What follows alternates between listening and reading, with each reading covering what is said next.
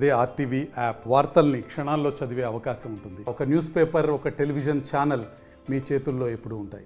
Breaking news, Duvvada Srinivas కుటుంబ వివాదం వీధిన పడింది. ఆ కుటుంబ వివాదంపై రచ్చ జరుగుతోంది. ఇప్పటికీ దువ్వాడ శ్రీనివాస్ ఇంటి ముందు ఆందోళన చేస్తూనే ఉన్నారు. వాళ్ళందరూ ఈ ఆందోళనను విరమించడం కోసం ఇరు కుటుంబాల పర్సన్స్ కూడా వచ్చి అక్కడ మాట్లాడుకుంటున్నామని చెప్తున్నారు. ఈరోజు ఈ వివాదానికి సంబంధించి ఏదో ఒక విషయం, ఒక ఫుల్ స్టాప్ పడే అవకాశం ఉంటుందని. కానీ దువ్వాడ వాణి ఈ విషయానికి ఫుల్ స్టాప్ పడాలి అంటే, ఈ వివాదానికి ఫుల్ స్టాప్ పడాలి అంటే ఒక 5 డిమాండ్స్ దువ్వాడ శ్రీనివాస్ ముందు పెడుతున్నారు. ఇది ఒకవైపు. మరొక వైపు మొదటి నుంచి ఈ వివాదానికి అంతటికీ కారణం దివ్యల మాధురి అని దువ్వాడ వాణి విమర్శిస్తూ ఉన్నారు. దువ్వాడ వాణి చేస్తున్న విమర్శలపై, ఆరోపణలపై దివ్యల మాధురి న్యాయ పోరాటం కూడా చేస్తాను అని అంటున్నారు. ఆమె ఆత్మహత్య చేసుకోవాలని అనుకున్నారు, కారులో వెళ్ళారు, ప్రమాదం జరిగింది. ఇప్పుడు ఆమె ఆ ప్రమాదం నుంచి కోలుకున్నారు. ప్రస్తుతం ఆర్టీవీ స్టూడియోకి మనకి అందుబాటులోకి వచ్చారు. దివ్యల మాధురితో మనం మాట్లాడదాం. మాధురి గారు,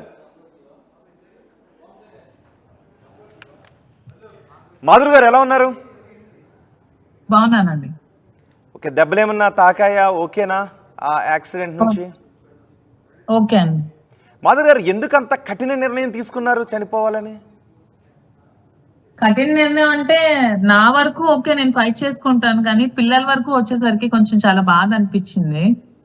సో కార్లో వెళ్తున్నప్పుడు పిల్లలు కొంచెం ఎమోషనల్ అయ్యేసరికి క్షణిక ఆవేశంలో అలా చేశాను. అది చాలా తప్పు, నాకు తెలుసు. అంటే ఏంటి, పిల్లలు ఏమన్నారు ఆ సమయంలో? అంటే అమ్మ ఏంటి ఆంటీ ఎవరో వాణి ఆంటీ ఇలా మాట్లాడుతున్నారు, మాకు DNA టెస్టులు చేయించమంటున్నారు, ఎందుకమ్మా మేము నాన్న పిల్లలం కాదా అంటే చాలా బాధ అనిపించింది. మీరు ఆ విషయం గురించి న్యాయ పోరాటం చేయాలనుకుంటున్నారు, ఏదో కోర్టులో పిటిషన్? తప్పకుండా ఆల్రెడీ కోర్టు నుంచి మా లాయర్ గారు ఆల్రెడీ పంపించారు నోటీస్ ఆవిడకి. And even child rights, child welfare ఎవరున్నా కూడా రియాక్ట్ అవ్వాలండి దీని మీద. ఎందుకంటే ఏమైనా ఉంటే పొలిటికల్ గా ఏమైనా చేస్తే మా మీద ఆవిడకు ఉండాలి, నాతో ఫైట్ చేయాలి, నేనే ప్రాబ్లం అనుకుంటే గానీ పిల్లల మీద, పసిపిల్లల మీద, ఆడపిల్లలు అద్దు చిన్న పిల్లలు, ఇంకా మైనర్స్ 4 years, 8 years, 9 years పిల్లల మీద ఆవిడ మాటలు చాలా తప్పు. మరి అంతా ఇప్పుడు మహిళా సంఘాలు తెస్తాం, మరి మహిళా సంఘాలు ఏం చేస్తున్నాయో, మరి చిల్డ్రన్ రైట్స్, చిల్డ్రన్ ఫోరం వాళ్ళంతా ఏం చేస్తున్నారో అందరూ రియాక్ట్ అవ్వాలి. రియాక్ట్ అవ్వి దీని మీద చట్టపరమైన చర్యలు అయితే వాటి మీద ఖచ్చితంగా తీసుకోవాలి. ఓకే మాధురి గారు, ఇంత వివాదం జరుగుతోంది, ఇప్పటికీ వాణి శ్రీనివాస్ ఇంటి ముందు ఆందోళన చేస్తున్నారు. వాళ్ళ కుటుంబం రోడ్డు మీద పడడంలో మీ పాత్ర ఏమైనా ఉందా? మీ పాత్ర ఎంత? ఈ రోజు మీకు అందరికీ నాకు తెలిసి క్లియర్ అయి ఉంటది. ఆవిడ డిమాండ్స్ విని మొత్తం అంతా మీరు 4 రోజుల నుంచి చూస్తున్న, మీకు ఫస్ట్ రోజు మీరు మాక్సిమం మీరు అందరూ అపార్థం చేసుకున్నా, ఎందుకంటే ఫస్ట్ ఆవిడ వచ్చి చెప్పిన విషయాలు అపార్థం చేసుకున్నా, ఈ రోజు నిన్నటి నుంచి ఈ రోజు నుంచి జరుగుతున్న అన్ని విషయాల మీద మీ అందరికీ క్లారిటీ అయితే వచ్చి ఉంటది. ఎందుకంటే ఆవిడ డిమాండ్స్ ఎప్పుడు ఫైనాన్షియల్ డిమాండ్స్, అండ్ ఆవిడ ఎప్పుడు డిమాండ్స్ ఎప్పుడు పొలిటికల్ డిమాండ్స్, ఇవి తప్ప ఫ్యామిలీ పరమైన డిమాండ్స్ ఆవిడకి లేవు. ఎందుకంటే ఆవిడ ఫ్యామిలీ పరమైన లేడీ కాదు, ఫ్యామిలీ కావాలని కోరుకునే లేడీ కాదు. సో ఆవిడ డిమాండ్స్ అన్ని చూస్తే మీకు కూడా క్లియర్ గా అర్థమవుతుంది. ఎందుకంటే నాకు మొన్నటి వరకు సపోర్ట్ చేయని పబ్లిక్ కూడా నాకు ఇప్పుడు అందరూ సపోర్ట్ చేస్తున్నారు. నాకు ఇప్పుడు అంతా మేము మీతో ఉంటాం మేడం, మీకోసం మేము ఫైట్ చేస్తాం, మీతో ఉంటామని చెప్తున్నారు ప్రతి ఒక్కరు కూడా. ఓకే మాధురి గారు, అంటే దువ్వాడ శ్రీనివాస్ నుంచి ఇప్పుడు మీరు ఏం కోరుకుంటున్నారు? ఓకే, మీరు వాణిపై పోరాటం చేస్తానంటున్నారు, అసలు దువ్వాడ శ్రీనివాస్ నుంచి మీరు ఏం కోరుకుంటున్నారు? నేను దువ్వాడ శ్రీనివాస్ గారి నుంచి నేను ఎప్పుడు ఏది కోరుకోలేదండి. నేను తిరిగి హెల్ప్ చేశాను తప్పితే నేను ఎప్పుడు ఏమీ కోరుకోలేదండి. నేను ఇప్పుడు కూడా ఏమీ కోరుకోవట్లేదండి. మేము రాజకీయంగా, నాకు రాజకీయాలంటే ఇంట్రెస్ట్, రాజకీయాల గురించి నేను రాజకీయాలని చెప్పి నేను వచ్చి రాజకీయాల కోసమే బదనామయ్యాను కాబట్టి రాజకీయాలు చేయాలనుకుంటున్నాను, కాబట్టి రాజకీయ పరంగా కలిసి ట్రావెల్ చేద్దామని అనుకుంటున్నాం. ఓకే, అంటే మీ ఇద్దరి కలయికలో దువ్వాడ వాణి కుట్ర ఉంది, అంతా ప్రీ ప్లాన్ దువ్వాడ వాణి చేశారని అంటున్నారు. నిజమా? అది నమ్మాలండి? ఖచ్చితంగా అండి, ఖచ్చితంగా. ఎందుకంటే ఈ రోజు మీరు జరిగినవన్నీ మీకు అర్థమవుతున్నాయి కదా, ప్రతి ఒక్కటి కూడా ఆవిడ కుట్ర, ఆవిడ ఏం చేసింది అని ప్రతిదీ కూడా మీకు అర్థమవుతుంది. ఈ రోజు చెప్పారు కదా, ఈ రోజు నాకు తెలిసి చాలా రోజుల తర్వాత మా హస్బెండ్ కూడా ఫారెన్ నుంచి కాల్ చేసి చెప్పారు. ఎందుకంటే ఇవన్నీ జరుగుతున్న వాస్తవాలు తెలియని వచ్చారు. ఎందుకంటే రాజకీయంగా ఆవిడ పిలవలేదు అది ఇది అంటే చెప్పారు క్లియర్ గా. రాజకీయంగా పిలిచిందే ఆవిడ, రాజకీయంగా నాకు రమ్మని చెప్పిందే ఆవిడ. నాకున్న ఫాలోయింగ్ చూసి నన్ను పాలిటిక్స్ లోకి ఇన్వైట్ చేసి మహిళా అధ్యక్షురాలు పదవి ఇచ్చిందే ఆవిడ. ఈ రోజు అవన్నీ కాదంటే అవన్నీ నిజాలు అయిపోయి విత్ ప్రూఫ్స్ కూడా నేను చూపించాను అన్ని మీకు. సో ఆవిడ ఎలిగేషన్స్ ఎప్పుడు కూడా ఫైనాన్షియల్ గా ఉంటది. ఆవిడ ఫైనాన్షియల్ గా డబ్బు పిచ్చి ఆవిడకి ఎక్కువ. సో డబ్బు కోసం పదవి కాంక్షతోనే అవన్నీ ఆవిడ చేస్తారు. ఇప్పుడు కూడా అలాగే చేస్తున్నారు. ఇంకా స్టిల్ ఆవిడ దాహం ఎప్పటికీ తీరదు. ఆవిడ స్టిల్ ఎప్పటికీ అలాగే ఉంటది. ఇంకా ఓకే, మాధురి గారు అంటే ఒక మిమ్మల్ని రాజకీయాల్లోకి ఆవిడే ఆహ్వానించారు. మీరు రాజకీయాల్లో శ్రీనివాస్ వెంట తిరిగారు. శ్రీనివాస్ వెంట తిరిగినప్పుడు శ్రీనివాస్తో కలిసి ఉండాల్సిన పరిస్థితులు ఎందుకు వచ్చాయి? ఏంటి రాజకీయంగా ఇప్పుడు అసెంబ్లీ అవుతాయండి. రాజకీయంగా కలిసి ఉండొచ్చినప్పుడు నేను ఒక్కదాన్నే కలిసి లేనండి. క్యాడర్ కూడా ఉన్నారు. అందరం కలిసి ట్రావెల్ చేయాల్సి వచ్చింది. అందరం కలిసి గుడికి వెళ్ళినప్పుడు అందరం కలిసి వెళ్ళేవాళ్ళం అండి. ఇప్పుడు టెంపుల్స్ కి వెళ్ళామంటే 10 మంది కలిసి వెళ్ళామండి. ఇప్పుడు ఏదైనా ఎక్కడికైనా ఒక రాజకీయ పరంగా ఒక మీటింగ్ కి వెళ్ళాం, విజయవాడ వెళ్ళాం మీటింగ్స్ కి, అప్పుడు అందరం కలిసి వెళ్ళామండి. బస్సు యాత్ర అందరం కలిసి వెళ్ళామండి. గడప అందరం కలిసి వెళ్ళామండి. కలిసి ఎందుకు వెళ్ళాలి? నాయకుడితో ఉన్నప్పుడు, నాయకుడితో రాజకీయాలు చేసినప్పుడు నాయకుడితో కలిసి వెళ్ళి రాజకీయాలు చేస్తాము. ఒంటరిగా రాజకీయాలు చేస్తామా? నాయకుడితో కలిసే కదా రాజకీయాలు చేస్తాము. నాయకుడితో కలిసే కదా ట్రావెల్ చేస్తాము. ప్రతి ఒక్క నాయకుడు కూడా అందరితో కలిసి ట్రావెల్ చేస్తారు. చాలా మంది లేడీస్ తో ట్రావెల్ చేస్తారు, చాలా మంది జెంట్స్ తో కూడా ట్రావెల్ చేస్తారు. దీన్ని ఒక ట్రాప్ గా చూసుకొని నాకు వచ్చిన రాజకీయ ఎదుగుదలని తట్టుకోలేక నా టైంలో నాకు చాలా గ్రాఫ్ పెరిగింది అనమాట. అంటే నేను గడపకి తిరుగుతుంటే ప్రతి ఇంట్లో నన్ను సన్మానించి నాకు హారతి ఇచ్చి పంపించేవాళ్ళు. ప్రతి ఒక్క ఇంట్లో మీరు ఎవరికైనా కనుక్కున్న ఫొటోస్ కూడా ఉంటాయి. నాకు ఏ ఇంటికి వెళ్ళినా ప్రతి ఒక్కరు కూడా నన్ను చాలా బాగా ఆదరించి నాకు బొట్టు పెట్టి హారతి ఇచ్చి సన్మానాలు చేసి, నీకు చాలా మంచి భవిష్యత్తు ఉంది, నిన్ను మంచి పొజిషన్ లో మేము చూడాలనుకుంటున్నాము అని చెప్పి, ఆ టైంలో ఎంపీగా కూడా నాకు టికెట్ ఇవ్వాలని చాలా మంది డిమాండ్ చేసి సోషల్ మీడియాలో కూడా పెట్టారండి. పెట్టినప్పుడు ఈ రాజకీయంగా నేను ఎక్కడ ఎదిగిపోతానో, రాజకీయంగా నేను ఎక్కడ బలోపేతం అయిపోతానో అని తట్టుకోలేక, ఈవిడికి ముందు నుంచి భర్త మీద ఇష్టం లేక భర్తను అణిగిదొక్కి భర్త టికెట్ కొట్టేయాలని ఆలోచన 2 ఉన్నాయి కాబట్టి ఈవిడ ఇంకొంతమందితో కలిసి నా మీద బురద జల్లి ఇంకొంతమంది అంటే పేర్లు ఎందుకులేండి, ఇంకొంతమంది ఉంటారు కదా మనకి, ఎవరైతే ఎగ్నెస్ట్ గా ఉంటారో రాజకీయ నాయకులు వాళ్ళతో. అందుకని ఆవిడ ఎలక్షన్ లో కూడా టీడీపీకి వర్క్ చేసింది. మన ఇంటర్వ్యూలో కూడా క్లియర్ గా చెప్పింది కదండి, మేము టీడీపీకి పనిచేసాం అని ఒప్పుకున్నారు కదా. దాన్ని బట్టి క్లియర్ గా దీనిలో రాజకీయ కోణం కనిపిస్తోంది కదా.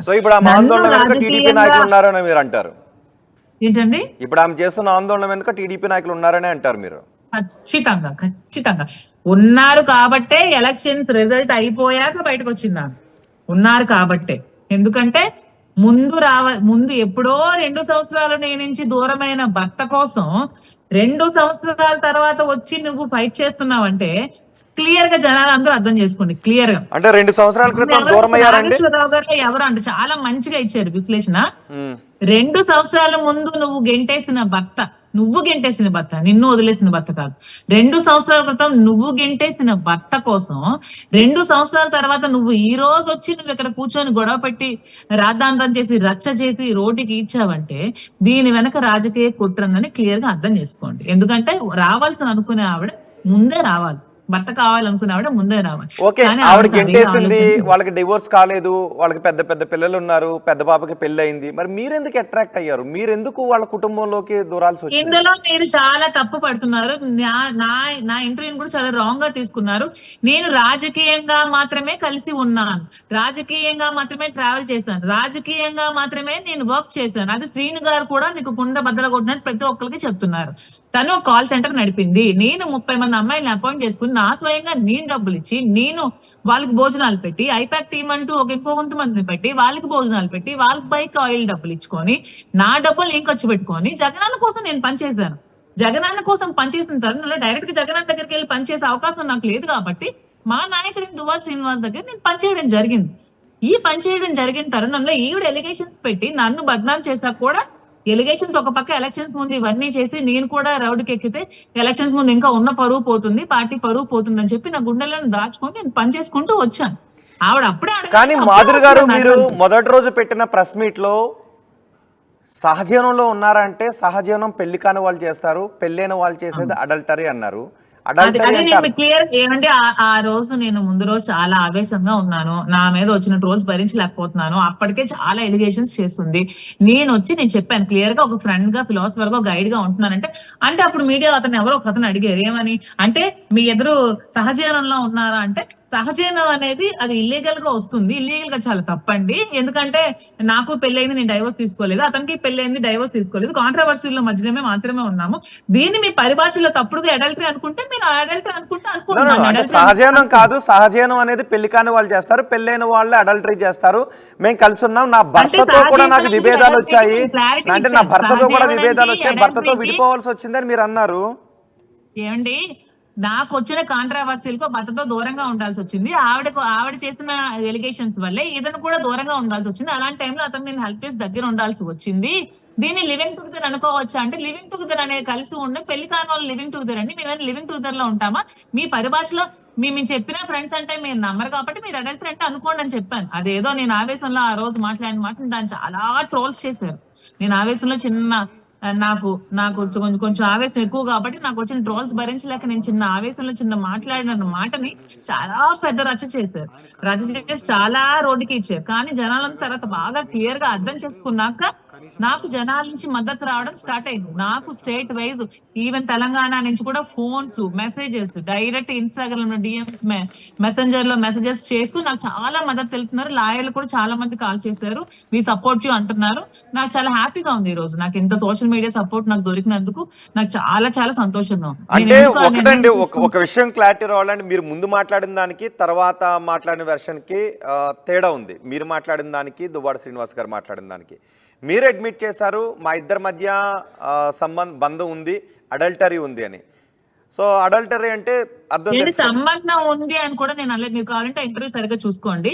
లివింగ్ టుగెదరా అంటే, లివింగ్ టుగెదర్ అంటే పెళ్లి కాని వాళ్ళు కలిసి ఉంటారండి.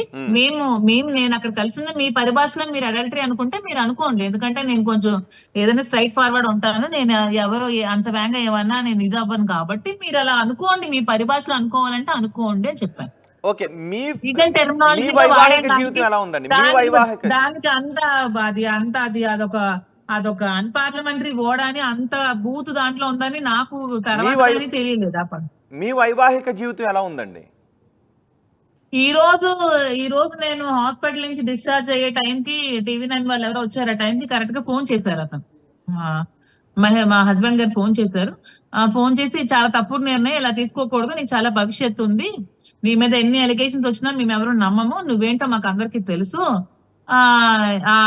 వాళ్ళెవరో అన్నారని నువ్వు అలా నిర్ణయం తీసుకోవాల్సిన అవసరం లేదు, నీ రాజకీయాలు నువ్వు కంటిన్యూ చేయొచ్చు, నువ్వు రాజకీయంగా నువ్వు తిరుగు, నీకు ఇష్టమైన రాజకీయాలు నువ్వు చెయ్యి, దేనికోసం నువ్వు ఆలోచించాల్సిన అవసరం లేదని అతను సపోర్ట్ చేస్తూ మాట్లాడాడు. ఓకే, ఒక విషయం అంటే దానికి సంబంధించి ఇంకొక క్వశ్చన్ అడిగి ఆ టాపిక్ ని పక్కన పెడతాను. అంటే కొంచెం క్లారిటీ కావాలి.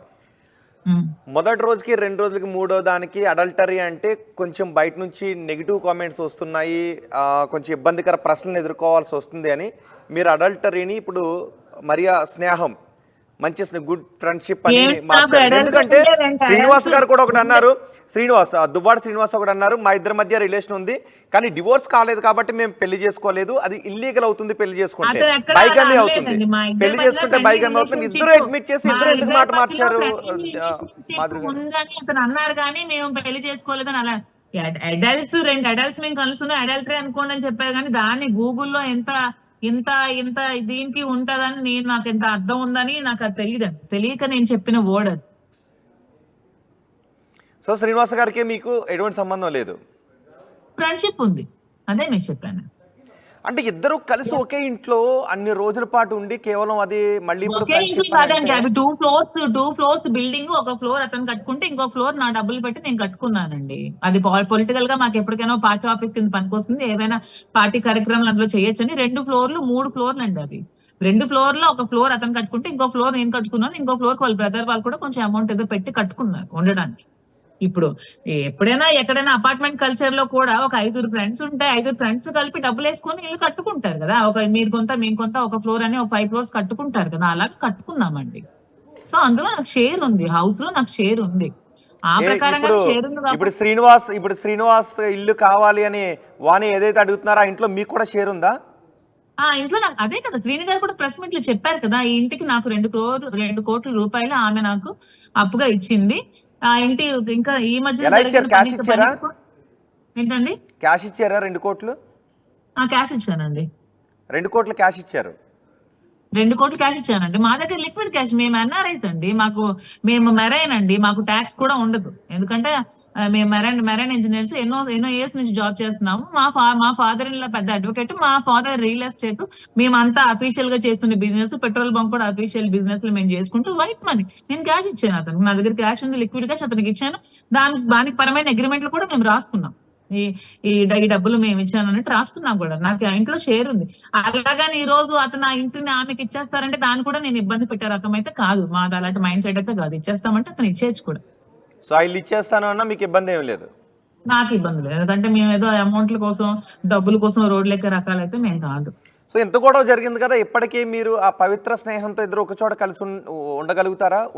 ఉందామని అనుకుంటున్నారా? ఎందుకుండా రాజకీయంగా ఇంకా మేము చాలా కార్యక్రమాలు చేయాలి, రాజకీయంగా చాలా ఫంక్షన్స్, చాలా ఇంటికి పరామర్శలకు వెళ్ళాలి, చాలా మందికి మ్యారేజెస్ పిలిస్తే దానికి వెళ్ళాలి, ఈ మీటింగ్స్ అయితే మీటింగ్స్ కలిసి వెళ్ళాలి. కలిసి ఇప్పుడు రెండు మగ వెళ్తే ఎలాగా తప్పు ఉండదు, ఒక ఆడ మగ వెళ్తే అలాగే చూడండి, రాజకీయ పరంగా చూడండి, తప్పుగా ఎందుకు చూస్తారని వేడుకుంటున్నాను. అంటే రాజకీయాలు చేయాలంటే ఇద్దరు ఒకే ఇంట్లో ఉండాలండి? డిఫరెంట్ హౌసెస్ లో ఉండి రాజకీయాలు చేయలేరా? ఒకే ఇంట్లో అంటే 2 ఫ్లాట్స్ అండి, 2 ఫ్లోర్స్ అండి, 2 అపార్ట్మెంట్స్ అండి. మేము కలిసి ఒక బెడ్రూమ్ లో లేం కదా, 2 అపార్ట్మెంట్స్ అండి, 2 అపార్ట్మెంట్స్ అండి. ఓకే, అంటే 2 అపార్ట్మెంట్లు 20-30 మంది పనోళ్ళు. నాకేంటండి అవసరం? మాధురి గారు, ఓకే, మీ కారణంగా అంటే మొదటి నుంచి కూడా మీ పేరు తీస్తున్నారు, మిమ్మల్ని బయటకు లాగుతుంది వాణి. సో మీ పేరుని బద్నాం చేస్తున్నప్పుడు శ్రీనివాస్ నా దగ్గర మీరు ఉండొద్దు, మీ ఇంటికి వెళ్ళిపోండి, మీరు నా దగ్గర ఉండటం మూలంగా నా వైవాహిక జీవితం కూడా దెబ్బతినే అవకాశం ఉంటుంది, మీరు ఇక్కడ నుంచి వెళ్ళిపోండి అని మీరు చెప్పే ప్రయత్నం చేయలేదా? అక్కడి నుంచి వెళ్ళిపోవడం అతనికి ఏం తెలియదు, నాది పైన చెప్పాల్సిన అవసరం ఏముంది? అతను సెపరేట్ గా ఉంటున్నారు, నేను పైన సెపరేట్ గా ఉంటున్నాను. వెళ్ళిపోండి అని చెప్పడానికి ఆవిడ కదా ఇంటి నుంచి తాళం వేసి గెంటేసింది. నిరాశ రోడ్డు మీద ఉంటే వాళ్ళ బ్రదరు అందరూ హెల్ప్ చేస్తే అతనేమో అప్పటికప్పుడు కన్స్ట్రక్షన్ చేసుకొని మళ్ళీ నిలబెట్టుకున్నారు అతను. ఓకే, ఈరోజు మీకు మీ భర్త అందుబాటులోకి వచ్చి నేను మిమ్మల్ని నమ్ముతున్నాను, నేను నీకు సపోర్ట్ చేస్తాను, ఇవి నేనేం పట్టించుకోవట్లేదు అని మీ భర్త అన్నారు. కానీ అంతకు ముందు మీకు మీ భర్తకి కూడా ఏదైనా ఈ విషయం గురించి వివాదం నడిచిందా? ఈ విషయంలో వివాదం నడిచిందంటే వాళ్ళు ఉన్నతమైన కుటుంబం కాబట్టి ఎలిగేషన్స్ కి మనస్తాపాలు చెందారు. వాళ్ళ బ్రదర్స్ వాళ్ళు అందరూ అడ్వకేట్స్, వాళ్ళ మేనమామలు జడ్జిలు, అందరు కలిపి కొంచెం నాకు ఈ విషయాల్లో కొంచెం నాకు దూరం పెట్టారు, కొంచెం ఎలిగేషన్స్ వల్ల. అంతగా నాకు ఎప్పుడు తిట్టడం ఏమి చేయలేదు. ఈ ఎలిగేషన్స్ వల్ల కొంచెం దూరం పాటించారు. రాజకీయాల్లోకి తిని వెళ్ళి మమ్మల్ని కూడా లాగితే మా ఫ్యామిలీ కూడా ఇదవుతుందని వాళ్ళు రాజకీయంగా దూరంగా ఉన్నారు. దూరంగా ఉన్న టైంలో ఇతను కూడా కొంచెం దూరంగా ఉండడం జరిగింది. ఇప్పుడు ఈ రోజు ఫోన్ చేసి అలాంటివన్నీ పట్టించుకోకు, నువ్వు స్ట్రాంగ్ గా ఉండు, నువ్వు స్ట్రాంగ్ గా నిలబడు, నీకు నచ్చిన రాజకీయాలు నువ్వు చెయ్యి అని నాకు సపోర్ట్. ఏదైనా ఒక సందర్భంలో ఇద్దరు విడాకులు తీసుకుని మీరిద్దరూ పెళ్లి చేసుకోవాలని అనుకున్నారా? అలా ఎప్పుడు అనుకోలేదు. అలా అనుకుంటే ఈ రోజు మా హస్బెండ్ వచ్చి బయటకు వచ్చి అలా మాట్లాడుతున్నా. కానీ ఈ రోజే ఎందుకు వచ్చారు మళ్ళీ మీ హస్బెండ్? ముందు నేను నమ్ముతున్నాను ఈ వివాదాలు ఏంటి అన్న మీ హస్బెండ్ ఈ రోజు ఎందుకు వచ్చారు?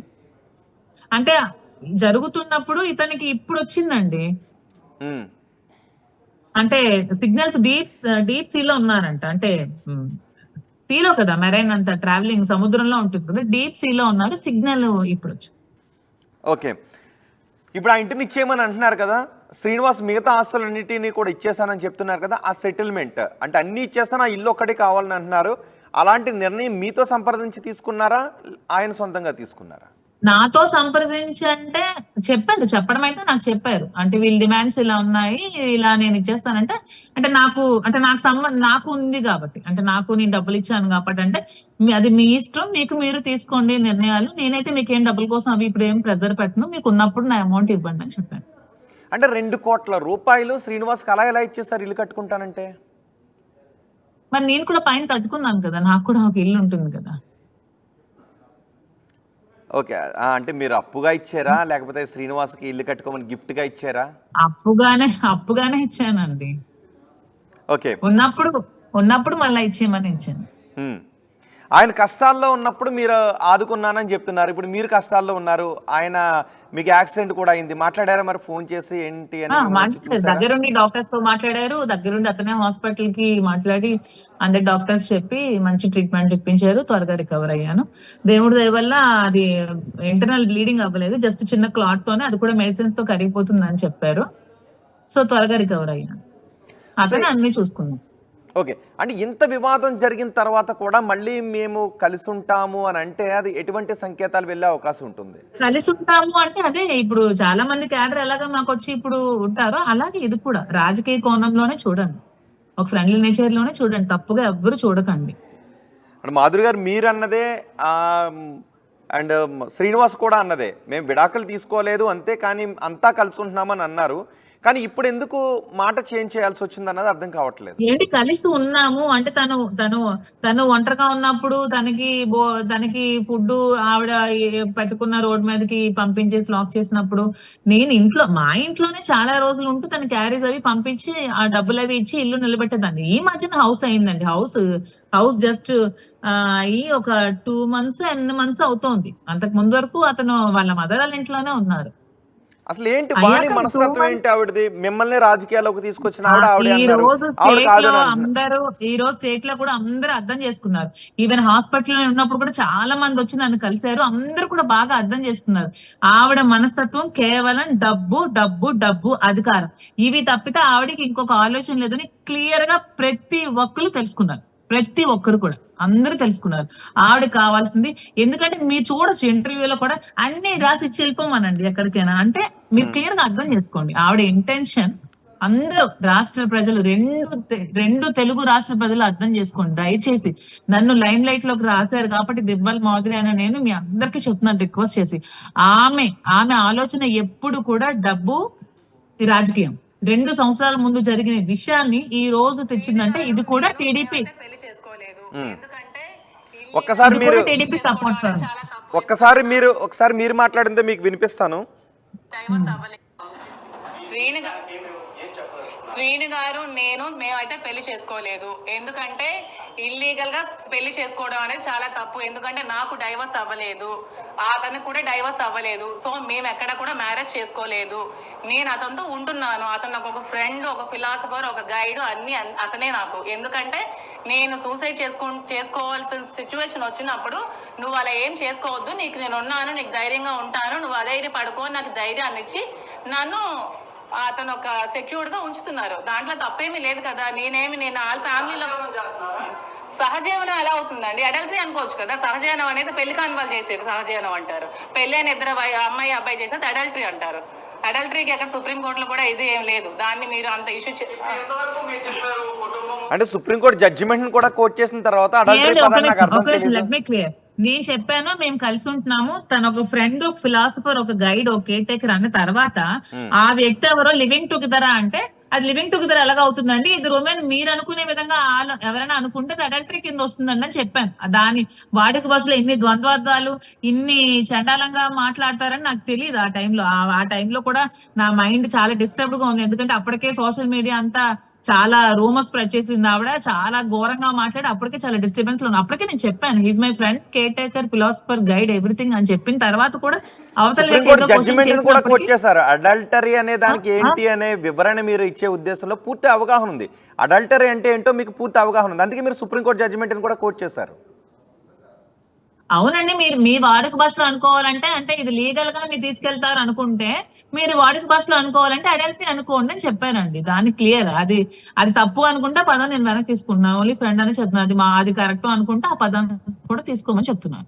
సో ఇక నుంచి కూడా ఫ్రెండ్షిప్ అలాగే కొనసాగుతుంది, రైట్?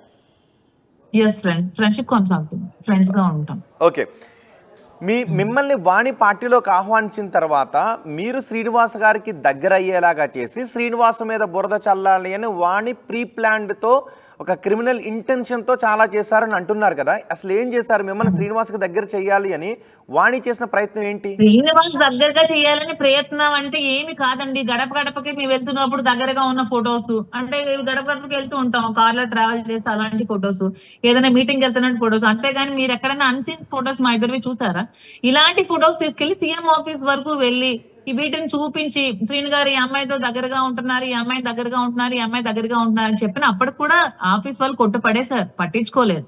రాజకీయాలు ఇవన్నీ కామన్ అమ్మా, ఏంటి ఇలాంటివన్నీ తీసుకొస్తావు అని చాలా రోజులు ఆమెకి అపాయింట్మెంట్ కూడా ఇవ్వలేదు. అసలు ఆమె చాలా రోజులు అక్కడ పడిగాపులు కాచి వెనక్కి వచ్చిన రోజులు కూడా ఉన్నాయి.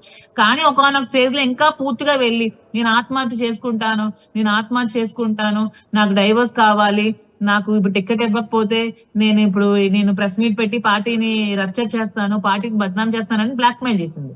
బ్లాక్ మెయిల్ చేసినప్పుడు ఆ శ్రీను గారు అన్న నా వల్ల నువ్వు ఇంక ఇబ్బంది పడకన్నా నేనే టికెట్ ఇచ్చేస్తానని శ్రీను గారు టికెట్ ఆవిడకి అనౌన్స్ చేయడం జరిగింది. కానీ తర్వాత పార్టీ వాస్తవాలన్నీ తెలుసుకొని ఈవిడ ఇవన్నీ నిజంగా రాంగ్ గా చేస్తుంది, ఇవన్నీ అబద్ధాలు, మోదినేని అమ్మాయి రాజకీయంగా చాలా మంచిగా మనకి వర్క్ చేస్తుంది, ఈ అమ్మాయి అవసరం మనకు ఉంది, ఈమెను మనం తప్పుగా చేసుకుని టికెట్ ఇచ్చామని చెప్పి ఈవిడ అసలు అనర్హురాలని, ఎమ్మెల్యే టికెట్ అనర్హురాలి, ఈవిడ పనికి రాదని నిర్ణయించుకొని ఆ టికెట్ ని మళ్ళీ శ్రీను గారికి ఇచ్చి శ్రీను గారిని కంటెస్ట్ చేయమని చెప్పడం జరిగింది. ఆ జరిగినప్పుడు కూడా ఈవిడ ఏ రోజు కూడా సపోర్ట్ చేయలేదు పార్టీకి. ఈవిడ ఎప్పుడు కూడా వైఎస్ఆర్సీపీ ఓట్లు వేయమని చెప్పలేదు. తిరిగి ఈవిడ ఈ ఫ్యామిలీ మొత్తం టీడీపీ ఓట్లు వేయమని చెప్పారు. అది అందరికీ తెలుసు, ఆవిడ కూడా ఒప్పుకున్నారు, టీడీపీ ఓట్లు వేయమని చెప్పారు. ఇన్ ద మీన్ వే నేను ఇక్కడ ఈ కార్యక్రమాలన్నీ జరుగుతున్నప్పుడు కూడా వచ్చి ఏ రోజు కూడా నాకు క్వశ్చన్ చేయలేదు, నువ్వు ఎందుకు ఇక్కడ ఉన్నావు అని కూడా క్వశ్చన్ చేయలేదు. ఇవన్నీ అయిపోయాక రాజకీయంగా మాకు ఇప్పుడు ఎటువంటి అధికారం లేదు కాబట్టి మేము ఇప్పుడు వీక్ గా ఉన్నాం కాబట్టి వీళ్ళని ఎలాగైనా ఇంకా సాధించాలి, వీళ్ళని ఇంకా ఇప్పటికైనా ఇంకా ఏం చేయాలి వీళ్ళు ఇంకా అని చెప్పి టీడీపీతో ఆవిడ కుట్ర పన్ని ఈవిడ కూర్చుంది. లేకపోతే ఇప్పుడు సుప్రీంకోర్టులో ఉందండి, సుప్రీంకోర్టు లా ప్రకారం ఏ భర్త అయినా సరే తన ఆస్తి ఎవరైనా సరే, అది మీరైనా సరే, నా భర్త అయినా సరే, ఆమె భర్త అయినా సరే, వేరెవరి భర్త అయినా సరే, స్వార్జితం అనేది అతని ఇష్టం. అతను అనాథాశ్రమంకి ఇచ్చుకుంటాడా, అనాథ పిల్లలకి ఇచ్చుకుంటాడా, ఎవరికి ఇచ్చుకుంటాడా అనేది స్వార్జితమైన ఆస్తి ఎవరిదైనా సరే అతని హక్కు, అతని ఇష్టం. అతను ఎవరికి కావాలంటే వాళ్ళకి ఇచ్చుకోవచ్చు, అది యాజ్ పర్ లా. తాతల తరాల నుంచి వచ్చిన ఆస్తి అయితే వీళ్ళకి హక్కు ఉంటుంది. ఇతని స్వార్జితం అయితే ఎవరికి కూడా హక్కు ఉండదు. నీకు హక్కులు కావాలంటే నువ్వు కోర్టుకు వెళ్ళి పోరాడాలి. ఇలాగ ట్రెస్ పాస్ చేయడం అనేది చాలా నేరం. ఇంత ట్రెస్ పాస్ చేసి ఇతని మీద చంపడానికి వెళ్ళి మారణాయుధాలతో తలుపులు కట్ చేసి గోడలు జేసీబీలతో తన్నించి లోపలికి వెళ్లి ట్రెస్ పాస్ చేసి అటాక్ చేయాలని, శ్రీను గారి మీద అటాక్ చేయాలని ఒక 5 మనుషులను తీసుకెళ్లి అటాక్ చేయాలని చూసినప్పుడు అతను పోలీసులకు ఫోన్ చేస్తే పోలీసులు ఎవరైనా వచ్చి మీ విషయాలు చెప్తే ఏం చేస్తారండి? వాళ్ళని అక్కడి నుంచి పొమ్మని చెప్పాలి. వాళ్ళని అక్కడి నుంచి ఇంకో దగ్గరికి వెళ్ళిపోయి మీరు ఏదైనా ఉంటే లీగల్ గా తేల్చుకోండి, మీరు ఏదైనా ఉంటే కోర్టుకి వెళ్ళి తేల్చుకోండి అని చెప్పాలి. కానీ ఏదో సినిమా చూస్తున్నట్టు చూస్తున్నారండి. అంటే దీంట్లో రాజకీయంగా ఆ టీడీపీ పలుకుబడి చూసుకొని వాళ్ళ సపోర్ట్ ఈవిడ రెచ్చిపోతుందని అర్థం చేసుకోండి. ఎందుకంటే ఇది మీరు లా ప్రకారంగా వెళ్ళండి, లా ప్రకారంగా వెళ్తే ఈవిడ చేసిందంతా రాంగ్. అక్కడ కూర్చొని ధర్నాలో కూడా ఏంటండి, నాకు ఇల్లు కావాలి, అది ధర్నానా? నీకు భర్త కావాలని నువ్వు ధర్నా చేయాలా? నాకు ఇల్లు రాసి వెళ్ళిపోమానండి వాడికి నచ్చిన దగ్గరికి, నాకు ఇల్లు రాసి మోదరితో ఎక్కడికి వెళ్ళిపోతాడో వెళ్ళిపోమానండి. ఇవ్వండి ఈ మాటలు బట్టి మీకు ఎవరికి అర్థం కావట్లేదా ఆమె ఇంటెన్షన్స్ ఎంత వర్స్ట్ గా ఉన్నాయో, ఆమె ఎంత బ్యాడ్ క్యారెక్టర్ మీకు అర్థం కావట్లేదా? అందరూ దయచేసి అర్థం చేసుకోండి. కానీ ఆయన కుటుంబాన్ని అంతటిని వదిలేసి మీతోనే రావాలని అనుకుంటున్నారు, కుటుంబాన్ని వదిలేయటానికే సిద్ధపడిపోయారు. రావాలని ఎప్పుడు అనుకోలేదు. అతను ఎప్పుడు రాజకీయంగా ప్రజలతో ఉండాలని కోరుకున్నాడు. ప్రజలతో ఉండాలని కోరుకుని పలాసలో ఉంటే ప్రజలు దూరం అయిపోతున్నారని చెప్పి టెక్కల్లోనే అందుబాటులో ఉండాలని అప్పటికప్పుడు ఆవిడ ఇంటి నుంచి గెంటేస్తే ఒక స్నేహితుడి సహాయంతో, వాళ్ళ తమ్ముడు సహాయంతో ఒక సైట్ ని అతను కొనుక్కున్న తర్వాత కన్స్ట్రక్షన్ చేసుకుందామని అనుకున్నారు.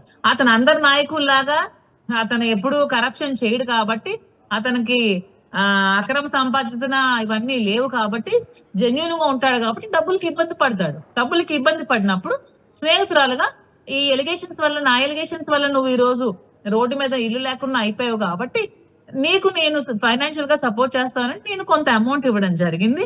ఆ అమౌంట్ అతను ఇల్లు కట్టుకోవడం మొదలు పెట్టారు. ఇల్లు కట్టుకోవడం మొదలు పెట్టాక ఇల్లు అయింది, స్టార్ట్ చేస్తారు. అప్పుడు పైన ఫ్లోర్ నేను కూడా కట్టుకున్నాను. నేను కట్టుకొని ఇంకా కింద పార్టీ ఆఫీస్ కూడా. అంటే ఇంత గొడవ జరుగుతున్నప్పుడు అందులో మీ ఇద్దరు కలిసి జీవిస్తున్నారని వివాదం వస్తూ ఉన్నప్పుడు మీరిద్దరు ఒక్క చోట ఎందుకు కట్టుకోవడం? కనీసం ఆ వివాదాలకు ఫుల్ స్టాప్ పెడదాం, ఆయనకు ఫ్యామిలీ ఉంది, పిల్లలు ఉన్నారు, నాకు ఫ్యామిలీ. ఎవరో ఏదో చేశారని మా రాజకీయ భవిష్యత్తుని మేమెందుకు భూస్థాపితం చేసుకోవాలని మేము ఆలోచించాం. అదే డౌట్ వచ్చి అంటే ఇద్దరు ఒక్క చోట ఉంటేనే రాజకీయ భవిష్యత్తు ఉంటుందా? వేరే ఇళ్లలో ఉంటే రాజకీయ భవిష్యత్తు ఉండదా? పై అంతస్తులో కింద అంతస్తులో ఉంటేనే రాజకీయ భవిష్యత్తు ఉంటుంది కదా. నా ఫ్యామిలీ నన్ను దూరం పెట్టారు కదా, ఆ ఎలిగేషన్స్ వల్ల నా ఫ్యామిలీ నన్ను దూరం పెట్టారు. ఇతనికి ఎవరు లేకన్నా ఒంటరి అయ్యారు, ఇక్కడ కార్యక్రమాలు చేయాల్సి వచ్చింది. అలాంటప్పుడు నేను ఇక్కడ ఉండాల్సి వచ్చింది. అది కూడా నేను మార్నింగ్ టు ఈవినింగ్ వరకు ఉండి నేను మళ్ళీ వేరే ఇంటికి వెళ్ళి ఉండడం జరిగేది. నేనే అక్కడ కంటిన్యూస్ గా ఉండిపోవడం కూడా లేదు, కన్స్ట్రక్షన్ టైంలో వెళ్ళడం ఉండడం జరిగేది. ఇది జస్ట్ ఒక ఫ్రెండ్లీ నేచరేనండి. దీన్ని ఆవిడ పెద్ద సాగదీసి పెద్ద సినిమా చేసి పెద్ద స్టంట్ చేసిందండి.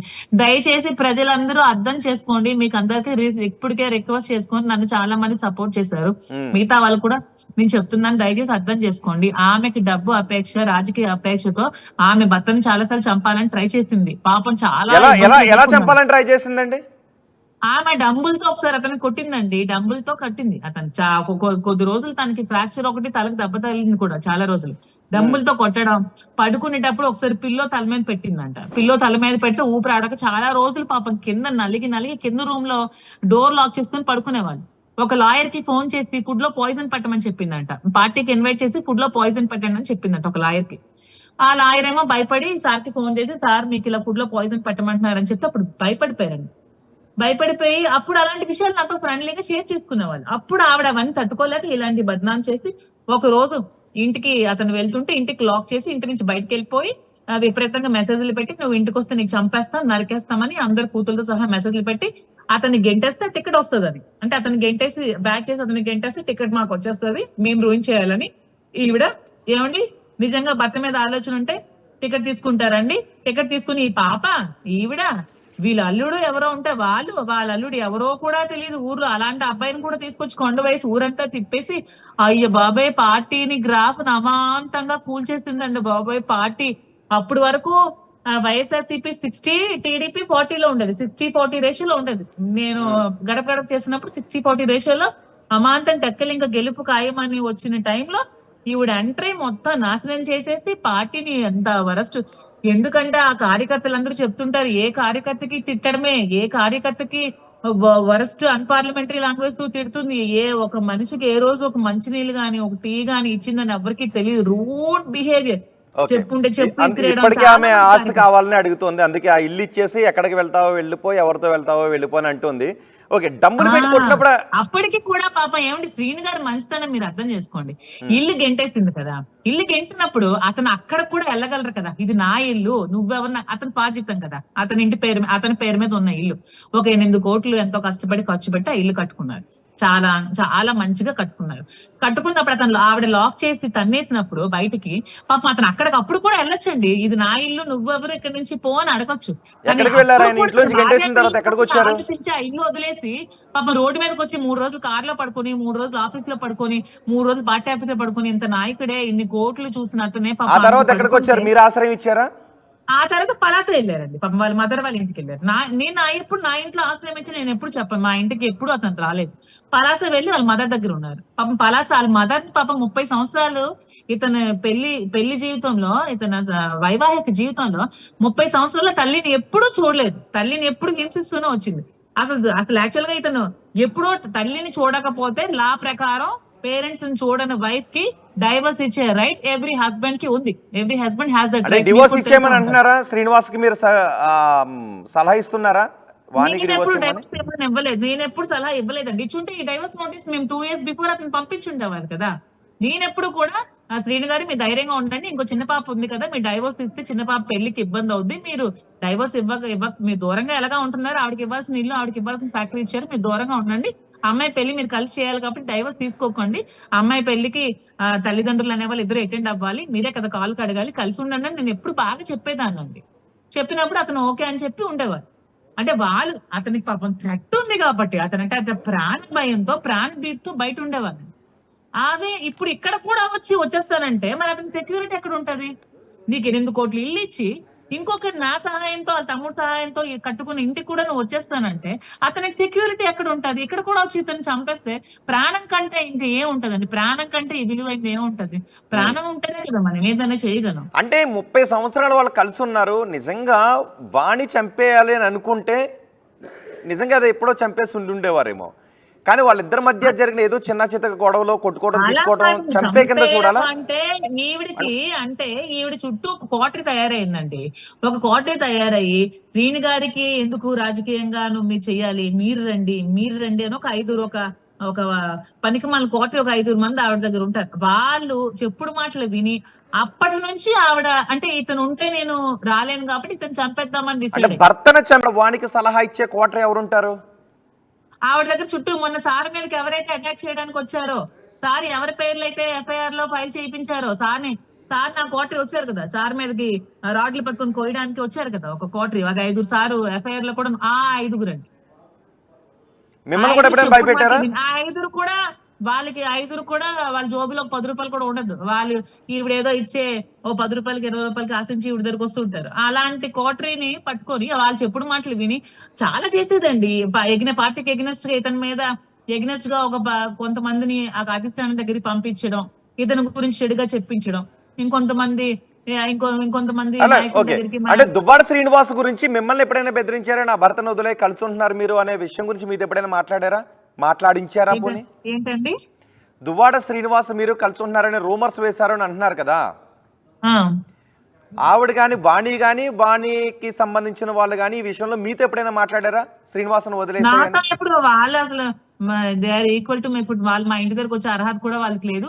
నేను మాత్రం వాణితో మాట్లాడడానికి నేను ట్రై చేశాను. నేను మెసేజ్ చేశాను, వాణి గారు మీరు ఎప్పుడు శ్రీని గారు పలాసలో ఉంటున్న టైంలో నా మీద ఎలిగేషన్స్ ఊర్లో చేస్తున్న టైంలో నా మీద ఇంకొంతమంది నా చుట్టూ ఉన్న క్యాడర్ మీద, నాతో ఎవరైతే ట్రావెల్ చేస్తారో ఈ మండల అధ్యక్షుడు వాళ్ళ మీద ఈవిడ అలా చేస్తుంటే నేను ఫోన్ చేసి నేను మీ ఇంటికి వస్తాను, నేను మీ ఇంటికి వీళ్ళతో పాటు వస్తాను, మనందరం కూర్చొని మాట్లాడుకుందాం, ఈ సమస్యని ఇక్కడే సామరస్యంగా పరిష్కరించుకుందాం, దీన్ని ఇంకా లాగొద్దు తెగేదాకా, ఇది తెగేదాకా లాగితే ఇరు కుటుంబాలు కూడా రోడ్డు పాలవుతాం, దయచేసి మనం కలిసి మాట్లాడుకుందాం. అంటే అబ్బో ఎంత పెద్ద గొడవ పెట్టిందండి, నువ్వెవరు నాతో వచ్చి మాట్లాడడానికి, మీరెవరు నాతో రావడానికి, నాకు ఇవన్నీ మాట్లాడడానికి లేదు, నాకు టికెట్ అని ఈ విధంగా ఆవిడ ఆలోచించుకొని కనీసం మాట్లాడడానికి కూడా అవకాశం ఇవ్వలేదు.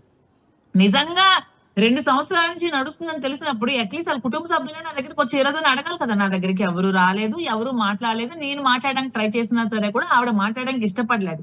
ఎందుకంటే ఎక్కడా సాల్వ్ చేసుకునే ఆలోచన ఆవిడకి లేదు. ఎంతసేపు టికెట్ డబ్బు ఆలోచనే కాబట్టి ఎప్పుడు కూడా సాల్వ్ చేసుకోవడానికి ఆవిడ ట్రై చేసుకోలేదు, ట్రై చేయడానికి ఇష్టపడలేదు కూడా.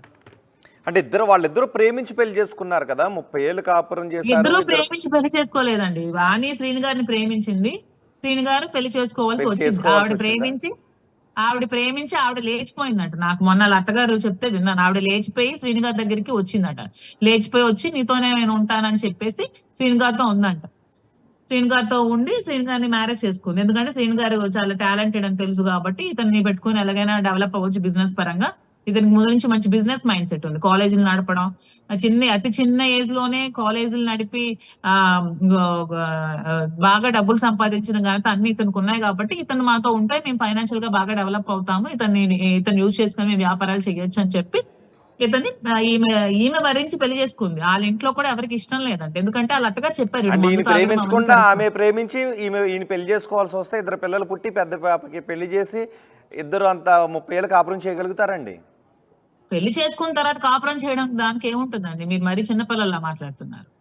చుట్టాలు బంధువులు ప్రేమించింది పెళ్లి చేసుకుంటుంది. ఎవరన్నా పెళ్లి చేసుకోవాలి కాబట్టి పెళ్లి చేసుకున్నారు. అతనికి అప్పటికి అలాంటి ప్రేమలు ఏమీ లేవు కాబట్టి పెళ్లి చేసుకున్నారు. మీరు బాలే మాట్లాడుతున్నారండి. పెళ్లి చేసుకుని పెళ్లి చేసుకుని ఎంతో మంది వైఫ్ అండ్ హస్బెండ్ గొడవలు పడిన వాళ్ళు పెళ్లి చేసుకుని పిల్లలు కానీ లేరా, డైవోర్స్ తీసుకుని లేరా? ఎంతో ప్రేమించి సమంత నాగ చైతన్య పెళ్లి చేసుకుని డైవోర్స్ తీసుకోలేదు. ఏం మాట్లాడతారండి? ఎప్పుడు అండర్స్టాండింగ్ బట్టి ఉంటది రిలేషన్షిప్. అది ఎంత అండర్స్టాండింగ్ తో ఉన్నాము, మనం ఎంత కలిసి ఉన్నాము, ఈ ఒక కష్ట సుఖాల్లో ఎంత మనం ఉన్నామని ఉండాలండి. ఎప్పుడైనా సరే మొగుడు పరువు అనేది మనకు చాలా ఇంపార్టెంట్ అని అనుకొని ఉండాలండి. అనుకొని ఉంటే అది భార్య అవుతుంది. ఓకే, పిల్లల గురించి ఆయన ఏం చెప్తూ ఉండేవారు మీ దగ్గర?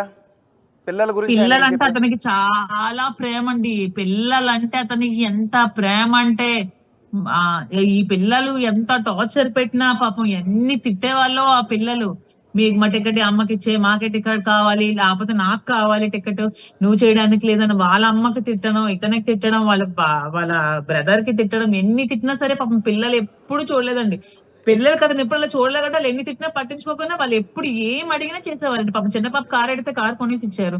ఆ ఫీజులు అంటే ఫీజులు ఎప్పుడు ఏ టైంలో ఎనీ టైం మెసేజ్ చేసి నాన్న నాకు ఇది కావాలంటే అవన్నీ సమకూర్చేవాళ్ళు. ఎంత కష్టమైనా అతను ఎప్పుడు పిల్లల్ని చూడడం ఏ రోజు కూడా మానలేదండి. వాళ్ళని తెస్తే వీళ్ళు చెప్పేస్తాం అన్నారు కాబట్టి ఎప్పుడైనా అలాంటి ఆలోచన ఏమైనా పడతారేమో అలా అమ్మ మాటలు చెప్పని దూరం పెట్టి ఉంటారేమో కానీ పిల్లలంటే చాలా ప్రేమ. ఆ చిన్న పాప కానీ అంటే ఈ రోజు అతనికి అదే పిల్లలు శ్రీనివాస్ కు వ్యతిరేకంగా మాట్లాడుతున్నారు, దానిలో మీకు కూడా వ్యతిరేకంగా మాట్లాడుతున్నారు. మీ వల్ల అంటే వాళ్ళ ఫ్యామిలీ బయటపడటానికి కొంత కారణం మీరు కూడా, సగం కారణం మీరు కూడా అని పిల్లలు కూడా అంటున్నారుగా. నేను బయటపడ్డానికి సగం కారణం నేను కాదు, వాళ్ళే కారణం, వాళ్ళే చేశారు. పిల్లలు ఆవిడ విషముతో నింపి పెంచింది. శ్రీను గారు రాజకీయ జీవితంలో ప్రజలకు దగ్గరగా ఉండి పిల్లలకి రాజకీయ నాయకులు పిల్లలకు దగ్గరగా ఉండలేదు పాపం. ఎందుకంటే వాళ్ళ జీవితం ఎప్పుడు ప్రజలతోనే ఉంటది. పొద్దున్న ఎప్పుడో లేస్తారు పాపం, లేస్తే ఏ రాత్రో అర్ధరాత్రికో ఇంటికి చేరుతారు. ఈ లోపు పిల్లలు పడుకోపోతారు, పిల్లలు స్కూల్కి వెళ్ళేస్తే ఉండిపోతారు, హాస్టల్కి వెళ్ళేస్తే ఉండిపోతారు. పిల్లలతో టైం స్పెండ్ చేసే టైం రాజకీయ నాయకులు చాలా తక్కువ ఉంటదండి. అంటే ఒక జాబ్ చేసిన పర్సన్ కి ఒక రాజకీయ నాయకుడికి తేడా ఏంటంటే పిల్లలతో టైం స్పెండ్ చేసే టైం చాలా తక్కువ ఉంటుంది. ఈ గ్యాప్ లో ఈ పిల్లల్ని ఈవిడ మోల్డ్ చేసి వీళ్ళని ఒక ఏదో సినిమాల లాగా చిన్నప్పటి నుంచి విషం పెట్టి నింపి ఈవిడ అభిప్రాయాలన్నీ వాళ్ళ మీద రుద్దింది. అందుకే పిల్లలు కూడా ఇప్పుడు ఫైనాన్షియల్ గానే తయారయ్యారు. మనీ మైండ్ సెట్ తోనే ఉన్నారు తప్ప ప్రేమతో లేరు. ఓకే, మాధురి గారు, ఆమె ప్రేమించింది, ఆయన పెళ్లి చేసుకోవాల్సి వచ్చింది, ఆమె లేపుకుని వెళ్ళి పెళ్లి చేసుకుంది అని అంటున్నారు. ఆ విషయం గురించి మీతో షేర్ చేసుకున్నారా? ఏమైనా ఆధారాలు చూపించారా ఆయన? షేర్ చేసుకున్నారండి. ఎందుకంటే నేను ఒకసారి సరదాగా ఒక ఇంటర్వ్యూ లాగా చేసినప్పుడు అడిగితే ఆమె ఇలా ప్రేమించిందంటే మరి మీరు ప్రేమించారా అంటే లేదు చుట్టాలు అవుతారు, వాళ్ళ మదర్ వద్దన్నారంట. వీళ్ళ జాతకాలు ఏవో ఇద్దరివి సతభిషం అంటే ఇద్దరికి యాక్చువల్ గా జాతకాలు రెండు కుదరవంట. ఎప్పుడు దెబ్బలాడుకుంటూ ఉంటారని పంతులు చెప్పారని వాళ్ళ మదర్ వద్దన్నారంట. వద్దన్నా సరే శ్రీను గారు అప్పటికి ఈ అమ్మాయి లవ్ చేస్తున్నారని చెప్పింది కాబట్టి చుట్టాలు కాబట్టి శ్రీను గారు మ్యారేజ్ చేస్తున్నారు. అంటే శ్రీనివాస్ పీక మీద కత్తి పెట్టి లేపుకుని వెళ్ళి పెళ్లి చేసుకున్నారా? కాళ్ళు చేతులు కట్టేసి వాడిని తీసుకువెళ్ళి పెళ్లి చేసుకున్నారా? చేసి కట్టేసింది కాదు, ప్రేమించారు, ఇతను ఇష్టపడి ఉంటారు. ఓకే చుట్టాల అమ్మాయి కదా ఇంతగా ప్రేమిస్తుంది అని. అంటే ప్రేమించడం కంటే ప్రేమించబడటం గొప్ప అని అప్పుడు అనుకున్నారేమో అతను. సో శ్రీనివాస్ కూడా ప్రేమించే చేసుకున్నారు. చాలా మంది అనుకుంటారు కదా మనం ప్రేమించడం కంటే మనల్ని ఎవరైనా ప్రేమించబడటం చాలా గొప్ప అని. ఆ విధంగా అతను ప్రేమించబడటం, అరే నన్ను ప్రేమించే అమ్మాయి వస్తుంది కదా, నన్ను బాగా చూసుకుంటదేమో, జాతకాలు పడకపోయినా పర్వాలేదు, నన్ను ప్రేమిస్తుంది అని వస్తుంది కదా, నన్ను సపోర్ట్ చేస్తుందేమో అని పెళ్లి చేసుకోవచ్చు. కానీ పెళ్లి నుంచే ఆవిడ చెప్పింది కదండి, ఒక 1 year తర్వాతే మా ఫాదర్ మాకు డైవోర్స్ ఇచ్చి వచ్చేయమన్నారంటే అప్పుడే ఆవిడ మైండ్ సెట్ మీరు అర్థం చేసుకోండి. అంటే 1 year వెళ్ళలేదుగా, వాళ్ళ ఫాదర్ వచ్చేయమన్నారు, వాళ్ళ ఫాదర్ దగ్గర బోల్ డబ్బులు ఉన్నాయి, శ్రీనివాస్ దగ్గర అప్పుడు డబ్బులు లేవని చెప్తున్నారు. వాళ్ళ ఫాదర్ దగ్గర ఏం డబ్బులు లేవనండి, అవంతా ఇదండి. ఉంటే చూపించమనండి ఒకసారి ఆస్తులు ఏమున్నాయో. ఏవో కొండ ఏవో డీ పట్టా భూములు పట్టించుకుని డబ్బులు ఉన్నాయి. ఎందుకంటే ఒట్టి మాటలు డబ్బులు ఉన్నాయి. ఓన్లీ ఒక ఎంపీపీ ఏదో పెద్ద ఎమ్మెల్యే ఎమ్మెల్సీలు లేకపోతే ఎంపీలు మినిస్టర్లు చేసినట్టు ఒక ఎంపీపీ అండి. ఎందుకండి అంత మాకేదో రాజకీయ ఎంపీపీ అండి. టికెట్ రెబల్ గా వేస్తే ఎవరైనా, నేను ఇప్పుడు రెబల్ గా ఎమ్మెల్యే వేస్తే ఓహో నేను ఎమ్మెల్యేగా 2 సార్లు పోటీ చేస్తానని చెప్పుకోవడానికి ఏముంటదండి. ఇప్పుడు రెబల్ గా మీరేయండి, మీరేస్తే మీకు ఎమ్మెల్యే క్యాండిడేట్ అని అంటారు, నేనేస్తే నేను ఎమ్మెల్యే క్యాండిడేట్ అని అంటారు. నామినేషన్ చేయడానికి ఏమవుతుందండి, రూపాయి ఖర్చు కూడా అవుతుంది. ఒక లాయర్కి ఒక ఫీజుతో నామినేషన్ అయిపోతుంది. ఏ పెద్ద రాజకీయాలు, పాతల తరాల రాజకీయాలు. మొన్న టీడీపీ ఎలక్షన్ లో ఎవరో కూడా తెలియదు జనాలకు, అప్పుడే వచ్చిన బీజేపీ క్యాండిడేట్లు కూడా గెలిచారు. అదృష్టం ఉంటే, అవకాశం ఉంటే, ఆ వే ఉంటే ఎవరైనా అయిపోతారు. దానికి ఫస్ట్ ఏమి ఉండదు. ఓకే, శ్రీనివాస్ని ఇంటర్వ్యూ చేశాను సరదాగా, అప్పుడు చెప్పారు నేను పెళ్లి చేసుకోవాల్సి వచ్చిందని అన్నారు కదా, మీరు ఆ ఇంటర్వ్యూ మీ మొబైల్లో ఉందా? అది ఇప్పుడు ఎందుకులేండి, అవసరం వచ్చినప్పుడు ఒకసారి చూపించండి చూస్తాం. వద్దులేండి తర్వాత ఫోన్ ఇప్పుడు లేదు, ప్రెసెంట్ యాక్సిడెంట్ లో ఫోన్ పగిలిపోయింది, అది కొంచెం రిపేర్ కి ఇచ్చాను, రాగానే ఖచ్చితంగా మీకు చూపిస్తాను. సరదాగా నేను ఇంటర్వ్యూ చేశాను, అంటే అతని హాబీస్ అతని ఇవి అని సరదాగా ఒక ఇంటర్వ్యూ చేశాను. మీరు అంటే ఏదైనా సరదా టైంలో క్యాడర్ అంతా కూర్చున్నప్పుడు సరదాగా ఇంటర్వ్యూస్ చేసుకునేవాళ్ళు. అంటే అదే మీరు చాలా మంది అప్పుడు చెప్పేవాళ్ళు లవ్ మ్యారేజ్ అంటే అదేంటి మీరు ఎప్పుడు కొట్టుకుంటూనే ఉంటున్నారు, తిట్టుకునే ఉంటారు, లవ్ మ్యారేజ్ అంట కదా అంటే అవును, ఆవిడ కూడా ఇంటర్వ్యూ చెప్పింది కదా, ఇతను లవ్ చేయలేదండి నేనే లవ్ చేసి పెళ్లి చేసుకున్నానండి అని చెప్పింది కదా ఒక ఇంటర్వ్యూలో.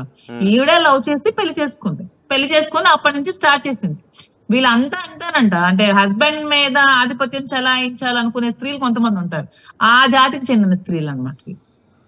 ఓకే, ఏంటి ఆ ఇంటర్వ్యూలో ఇంకేం చెప్పారు శ్రీనివాస్? ఆయన వ్యక్తిగత అతని అభిరుచులు అంటే అతనికి ఏ విధమైన ఫుడ్ ఇష్టం, అతనికి ఏ విధమైన స్వీట్స్ ఇష్టం, అతనికి ట్రావెలింగ్ ఇష్టం, అలా ఏ ప్లేసెస్ ఇష్టమా, ఎక్కడికైనా వెళ్ళడం ఇష్టం, అలా అతను ట్రావెలింగ్ అంటే ఇష్టం, అతనికి బుక్స్ రీడింగ్ అంటే ఇష్టం. ఎక్కువగా ఈ రామాయణం భాగవతాలన్నీ బుక్స్ బాగా చదువుతారు. చాలా మంచి నాలెడ్జ్ అతని దగ్గర ఉంటది. అవన్నీ మేము ఎప్పుడు తెలుసుకునేవాళ్ళు. వెంకటేశ్వర స్వామి అంటే చాలా ఇష్టం, ఎప్పుడు తిరుపతి వెళ్ళడం ఇష్టం, బీచ్ అంటే ఇష్టం, అలా అలా కొన్ని అభిరుచులు ఉంటాయి కదా. ట్రావెలింగ్ ఇద్దరు కలిసి చేశారా? మీరిద్దరు కలిసి వెళ్ళారా ట్రావెలింగ్ ట్రిప్స్ కి ఎక్కడికైనా? మేమిద్దరమే కాదు, మాతో పాటు మేము ఎప్పుడు కూడా ఇద్దరు అనలేదండి. ఎప్పుడు మేము వెళ్ళినా, ఎందుకంటే రాజకీయ నాయకులు అనే వాళ్ళు ఎప్పుడు కూడా ఏ నాయకుడు ఒంటరిగా వెళ్ళడండి. రాజకీయ నాయకుడితో పాటు ఒక 10 మంది ఉండాల్సిందే, అప్పుడే నాయకుడు. కంపల్సరీ ఒక 10 మందితో చాలా ట్రిప్స్ వెళ్ళినప్పుడు మందిని తీసుకుని వెళ్ళరు కదండి జనరల్ గా. ప్రచారానికి వెళ్ళినప్పుడు అయితే 10 మందితో వెళ్తారు. మేము తిరుపతి టెంపుల్ కి దగ్గర టెక్కలిలో 1000 మందికి తీసుకొని వెళ్ళాం. వెళ్ళిన ప్రతిసారి 20 మందికి 30 మంది తీసుకెళ్లి 3 రోజులు కంటిన్యూస్ గా దర్శనాలు చేసి తీసుకొచ్చేవాళ్ళం. ట్రిప్స్ కి అందరం కలిసే వెళ్ళేవాళ్ళం, క్యాడర్ అందరూ కలిసి సరదా. నాకు కూడా కలిసి ఎక్కువ ట్రిప్స్ ఎక్కువ మంది కలిసి వెళ్తే నాకు కూడా సరదాగా ఇష్టం ఎక్కువగా. లేకపోతే ఏజ్ లో శ్రీనివాస్ మీరిద్దరు కలిసి ఎక్కడికి వెళ్ళలేదా ట్రిపుల్కి, బై ట్రిపుల్కి? ఇద్దరమే అంటే అక్కడికి వెళ్ళలేదు. మేము వైనాడ్ వెళ్ళాం. వైనాడ్ వెళ్ళినప్పుడు కూడా 10 మందితో వెళ్ళాం. కావాలంటే మా గ్రూప్ ఫోటో చూపిస్తాను, మీ అందరం వెళ్ళింది. మేము మధురై వెళ్ళాము, చిదంబరం వెళ్ళాం, తిరుపతి వెళ్ళాం, కేరళ వెళ్ళాం. మేము చాలా ప్లేసెస్ వెళ్ళాం. నాకు కూడా సైట్ సీయింగ్స్ అంటే చాలా ఇష్టం, ప్లేసెస్ అన్ని చూడడం ఇష్టం. ఈవెన్ శ్రీను గారు అక్కడ ఉండేటప్పుడు కూడా క్యాడర్ తో ఒక 10 మంది, అప్పుడు కూడా శ్రీను గారు వాణి దగ్గర ఉన్నప్పుడు వాణి, శ్రీను గారు, ఇంకొక 10 మంది కూడా ట్రిప్స్ వెళ్ళారు. చాలా ట్రిప్స్ వాళ్ళు కూడా వెళ్ళారు. అతను ట్రావెలింగ్ ఇష్టం, నాకు కూడా ట్రావెలింగ్ ఇష్టం. అలా ట్రావెల్ చేస్తూ ఉండేవాళ్ళు. ఓకే, ఇది కూడా తిరుపతి తీసుకెళ్ళామంటే అది కూడా ఓట్ బ్యాంకింగ్ చూసుకుంటాం కదా. వీళ్ళకి ఎంతమంది దర్శనం చేశాము, సో వీళ్ళ మనసులో ఉంటది కదా, అంటే వీళ్ళు మాకు స్వామి దగ్గరికి ప్రోటోకాల్ తీసుకెళ్లారు, వీళ్ళు మాకు దర్శనం చేయించారు, వీళ్ళకి మేము కొంచెం మేము వీళ్ళ పక్కన ఉంటాం, ఓట్ చేస్తామని ఆలోచన వాళ్ళకి ఉంటది. ఆ విధంగా ఆలోచించి చాలా మంది క్యాడర్ మేము తీసుకెళ్ళాం. శ్రీనివాస్ మీరు ఇంటర్వ్యూ చేశారు, శ్రీనివాస్ కూడా మిమ్మల్ని ఇంటర్వ్యూ చేశారా? మిమ్మల్ని ఏదైనా క్వశ్చన్స్ అడిగారు అప్పుడు? శ్రీనివాస్ గారు నన్ను ఎప్పుడు ఇంటర్వ్యూ చేయలేదు. నేను మాత్రం శ్రీనివాస్ గారిని ఇంటర్వ్యూ చేస్తాను. ఫోన్ రిపేర్ అయిన వెంటనే ఆ ఇంటర్వ్యూ మీకు చూపిస్తాను. ఓకే, మీ దగ్గర ఉన్నట్టుంది నాకు తెలిసి. నిజంగా రియల్ గా నా ఫోన్ పగిలిపోయింది యాక్సిడెంట్ లో. ఓకే, రిపేర్ కి ఇచ్చాను. ఓకే, అయిన తర్వాత పంపిస్తారు కదా, చూస్తాను నేను ఇంటర్వ్యూ. ఖచ్చితంగా మీరు అడిగారు, ఇంతవరకు ఎవరు అడగలేదు, మీరు అడిగారు కాబట్టి మీ ఆర్టీవీకి నేను ఖచ్చితంగా ఇస్తాను. ఇట్స్ ఫన్నీ ఇంటర్వ్యూ, ఖచ్చితంగా మీకు ఇస్తాను. ఓకే, ఇంకేం చెప్పారు? ఏమి ఇష్టం అంటే వంటలు ఇష్టం అని అడిగాను అన్నారు కదా ఇంటర్వ్యూలో. అతనికి ఫుడ్ లో నాటుకోడి ఫ్రై ఇష్టం అండి, బాగా తింటారు. పొటాటో ఫ్రై ఇష్టం, సాంబార్ ఇష్టం. అలా స్వీట్స్ లో అతనికి సున్నుండి ఇష్టం, రవ్వ లడ్డు చాలా బాగా ఇష్టం. అలా కొన్ని ఉన్నాయి అతనికి టేస్ట్ లో. చేసి పెట్టేవారా మీరు కోడి కూర, సున్నుండ్లన్నీ? యాక్చువల్ గా నేను కుకింగ్ ఏమంటే నేను నా చేతితో రోజుకి ఒక 20-30 మందికి వండి పెట్టేదాన్ని అండి. ఎవరు ఆశ్చర్యపడేవాళ్ళు, మేడం మీరు ఇంట్లో వంటలు ఎంత బాగా చేస్తారని. నేను వంటలు బాగా చేస్తాను. వాణి గారు వంటలు బాగున్నాయనివరా, మీ వంటలు బాగున్నాయనివరా? అసలు ఆవిడ ఎప్పుడు వంట చేయదంటండి. ఓకే, ఎప్పుడు ఆవిడ వంట చేసి పెట్టలేదని చెప్పేవారా శ్రీనివాస్? ఎప్పుడు కూడా అతని 30 years లైఫ్ లో ఆవిడ ఎప్పుడు కూడా వంట చేసి పెట్టలేదంట, ఎప్పుడు కూడా వడ్డించలేదంట. ఎప్పుడు పని వాళ్ళు వంట చేస్తారంట, ఆ పని వాళ్ళు వంట చేసి అక్కడ ప్యాక్స్, హాట్ ప్యాక్స్ లో పెట్టేస్తే అతను ఇంటికి వెళ్ళి పాపం వడ్డించుకొని తినేసి పడుకునే వాళ్ళంట. సో మీరు వంట చేసి అయితే వడ్డించారు? ఓకే, సో ఇప్పుడు మరి పిల్లలు అంటే అంత ఇష్టం కదా, ఇప్పుడు పిల్లలకు దూరంగా ఉండాల్సిన సిచ్యుయేషన్ వచ్చినప్పుడు ఆయన ఆవిడ పిల్లల మైండ్ సెట్ కూడా చేసి, పిల్లలు కూడా మొన్న అతని మీదకి చంపడానికి వెళ్ళారు కదా, కొట్టడానికి. పిల్లలు కూడా అతని రాజకీయ భవిష్యత్తుని ఇంకా తీసేసి ఎమ్మెల్సీ వద్దు తీసేయండి అని చంపడానికి వెళ్ళినప్పుడు అతను కొంచెం అంటే భయపడుతున్నారు అనమాట. ఎమోషనల్ గా అతను కూడా భయపడుతున్నారు. అంటే వాళ్ళ మదర్ లాగా తయారయ్యారేమో, తండ్రిని ఇంకా అర్థం చేసుకునే స్థితికి వీళ్ళు రాలేదు. వీళ్ళు కూడా పిల్లలు పుట్టితే అప్పుడు అర్థం అవుతుంది, ఒక తండ్రి పెయిన్ ఏంటో అర్థం అవుతుంది, అప్పుడే తెలుసుకుంటారు వీళ్ళు అని అతను ఆలోచన. కానీ అక్కడికి వచ్చింది భార్య పిల్లలు కదా, ఆ రోజు అక్కడికి వచ్చినప్పుడు ఇంట్లోకి తీసుకెళ్లి కూర్చుని మాట్లాడుంటే కదా. భార్య పిల్లలు వచ్చే విధానం గోడలు పగలగొట్టుకొని, అతను లేరు కదా ఇంట్లో, పలాసలో ఉన్నారు కదా ఆ టైంలో. పలాసలో ఉన్నప్పుడు ఒక 5 మంది నీ క్యాడర్ ని తీసుకొచ్చి నువ్వు డోర్ బద్దలు కొట్టేసి, డోర్ కోసేసి, స్టీల్ డోర్స్ అండి బాబాయ్, స్టీల్ డోర్స్ ని పెద్ద పెద్ద రంపాలతో గోల్ చేసి, గుణపంతో పొడి చేసి, అతను వచ్చినప్పుడు అతని మీద కూడా గుణపం పట్టుకుని అటాక్ చేస్తే ఎవరికైనా భయం ఉంటదండి. మీరు చూడడానికి ఏదో అనిపిస్తుంది కానీ సిచ్యువేషన్ ఫేస్ చేసిన వాళ్ళకి బాగా తెలుస్తుందండి. తండ్రి దగ్గరికి వచ్చినప్పుడు గుణపాలు మంది మార్బలంతా రారు కదా. ఇద్దరే పిల్లలు, ఆడపిల్లలు రావాలి, వచ్చి మీ నాన్నతో కలవాలి. అది ఎప్పుడో కలవాలి, అసలు 2 సంవత్సరాల క్రితమే కలవాలి. 2 సంవత్సరాలు అసలు నాన్న తిన్నాడో లేదో పాపం. చాలా రోజులు అతను కొంచెం హెల్త్ బాగాలేదు, హెల్త్ సరిగ్గా లేక చాలా ఇబ్బందులు పడ్డారు చాలా రోజులు అతను. చాలా రోజులు, కొద్ది రోజులు తిరగలేకపోయి, గడప తిరిగినప్పుడు పాపం హీట్ స్ట్రోక్ ఒకసారి వడదెబ్బ తగిలింది. వడదెబ్బ తగిలి పడిపోయినప్పుడు చాలా హెల్త్ ఇబ్బంది అయింది. ఇబ్బంది అయినప్పుడు అసలు ఎవరు రాలేదే పాపం, ఎవరు లేని అనాథలా ఉన్నారు. నేను చేశానండి, ఖచ్చితంగా చేశాను. ఓకే, ఒకసారి శ్రీనివాస్ గారితో కూడా మనం మాట్లాడదాం. దువ్వాడ శ్రీనివాస్తో కూడా నేను ఫోన్ చేస్తున్నాను, బహుశా ఆయన తీస్తే కనుక నేను మాట్లాడతాను. మీరు లైన్ లోనే ఉండండి. అడగండి, మీకు చేసిందా లేదా సేవలను అడగండి.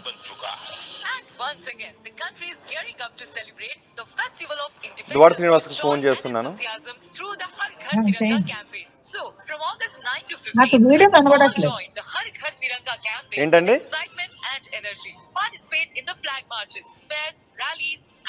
దువ్వాడ శ్రీనివాస్ ఫోన్ రింగ్ అవుతుంది. హలో ఇచ్చింది ఏదో పెట్టుకున్నారు. సో దువ్వాడ శ్రీనివాస్ ఫోన్ తీయట్లేదు. ఓకే, నేను మళ్ళీ మాట్లాడే ప్రయత్నం చేస్తాను దువ్వాడ శ్రీనివాస్తో.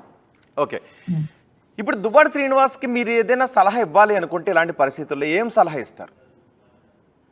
నేను ఒక్క సలహా అండి, పాపం చాలా 5 days నుంచి చాలా స్ట్రగుల్ ఫేస్ చేస్తున్నారు. పాపం ఇంట్లో భోజనం కూడా పెట్టే వాళ్ళు లేరు, పాపం ఇంట్లో ఒంటరిగా ఉంటున్నారు. పాపం చాలా మెంటల్ గా నిన్న ఏడిస్తే నాకు చాలా బాధ అనిపించింది. పాపం అతను ఏదో ఒక ఇంటర్వ్యూలో చాలా భావోద్వేగానికి గురి ఏడ్చారు, చాలా బాధ అనిపించింది.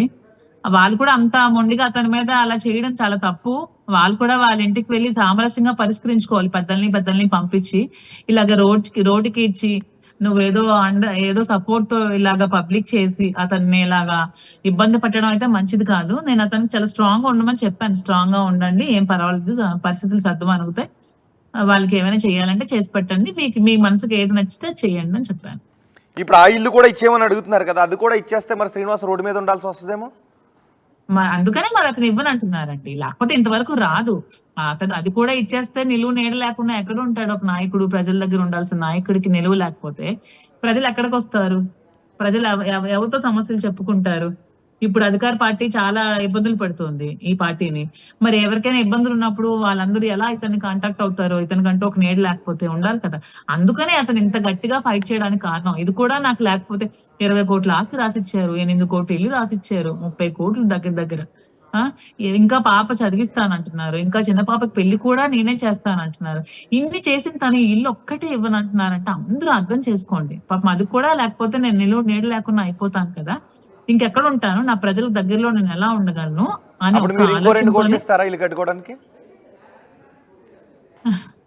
ఇప్పటికిప్పుడు అంటే ఇప్పుడు నేను ఇస్తానండి, ఇవ్వనని అనట్లేదు, నేను ఇస్తాను.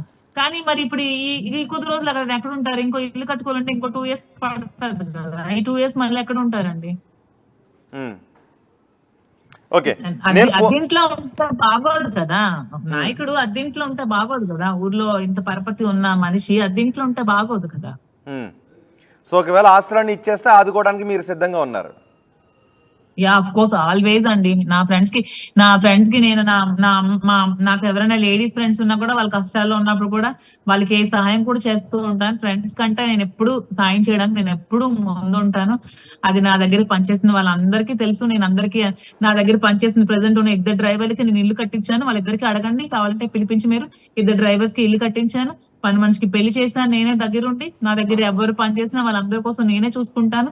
నా దగ్గర చదువుకునే నా దగ్గర ఉన్న డాన్స్ పిల్లలు చాలా మందికి పేదవాళ్ళైతే వాళ్ళందరికీ ఫీజులు కట్టి చదివించాను. వాళ్ళందరూ ఒక అమ్మాయి చెప్పారా శ్రీనివాస్ కి పోతే పోయింది, ఆ ఇల్లు కూడా ఇచ్చేసి వచ్చేసాయి, నేను మళ్ళీ డబ్బులు ఇస్తాను, కావాలంటే ఇల్లు కట్టుకోవచ్చు ఒక స్నేహితురాలుగా, ఫ్రెండ్ గా అని చెప్పారా మరి మీరు? అలా నేను చెప్పనండి, ఎందుకంటే ఈ 2 years ఇప్పుడు ఇతను ప్రజల దగ్గరగా ఉండాలి, ఇల్లు కూడా ఇచ్చేస్తే ఎలాగ అవుతుంది చెప్పండి? అవ్వదు కదా. నేను అలా చెప్పలేదు. హెల్ప్ చేస్తారా అంటే చేస్తాను అంటున్నాను. ఓకే, నేను కాల్ చేస్తుంటే లిఫ్ట్ చేయట్లేదు, ఒకసారి మీరు కాల్ చేస్తారా? ఆయన ఇప్పుడు ఎలా ఉన్నారో మాట్లాడతారా యోగక్షేమం గురించి ఒక్కసారి? ఎందుకంటే ఆయన ఇబ్బందులు ఉన్నారని అంటున్నారు కదా. నాకు ఫోన్ అంటే లిఫ్ట్ చేయట్లేదు అంటే మేబీ ఏదైనా డిబేట్ దేంట్లో ఉన్నారో ఏమోనండి. ఒకసారి మీరు కాల్ చేయండి. ఒకసారి సార్ పిఏకి ఎవరైనా ఉంటే ఫోన్ చేయండి, నెంబర్ చెప్తాను, వాళ్ళ పిఏకి ఫోన్ చేయండి. ఓకే, ఒక్కసారి ఒకసారి చేయండి 90522. ఆన్లైన్ వద్దులేండి, మళ్ళీ నేను తీసుకుంటాను, మా వాళ్ళ దగ్గర నుంచి తీసుకుంటాను. ఒకసారి పీసీఆర్ మాధురి గారి దగ్గర నుంచి ఆ నెంబర్ తీసుకోండి. అండ్ ఓకే, కలిపినప్పుడు మీరు ఎప్పుడు మాట్లాడారు? ఈ రోజు ఉదయం నుంచి మాట్లాడారా మీరు శ్రీనివాస్తో? ఈ రోజు నేను డిశ్చార్జ్ అయినప్పుడు దగ్గర డాక్టర్స్ తో మాట్లాడారండి. మాట్లాడి దగ్గర నుండి డిశ్చార్జ్ అవి పెట్టారు. నా యోగక్షేమాలు తెలుసుకున్నారు, నేను ఎలా ఉన్నాను, తగ్గిందా లేదా అవన్నీ తెలుసుకున్నారు. తెలుసుకుని డిశ్చార్జ్ చేసి నేను ఇంటికి వచ్చినంత వరకు నాతో మాట్లాడారు తను. ఓకే, ఇప్పుడు చెప్పండి, నెంబర్ చెప్పండి. ఇప్పుడు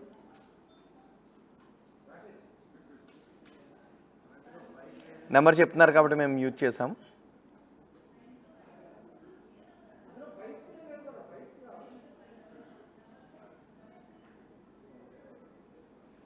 ఓకే అండి, మీరు చెప్పిన నెంబర్కి మా వాళ్ళు ట్రై చేస్తున్నారు. చేయమనండి, తీసుకోమనండి. సార్ అక్కడ చెప్తాడు. ఏం మాట్లాడారు ఈ ఉదయం ఫోన్ చేసి? అదే హెల్త్ ఎలా ఉంది, తగ్గిందా అని చెప్పారు. డాక్టర్స్ తో కూడా మాట్లాడారు. డాక్టర్స్ అందరూ కూడా ఓకే అని చెప్పారు. అంటే ఇంటర్నల్ బ్లీడింగ్ ఏదైనా అవుతుందేమో అని టెన్షన్ పడ్డారు.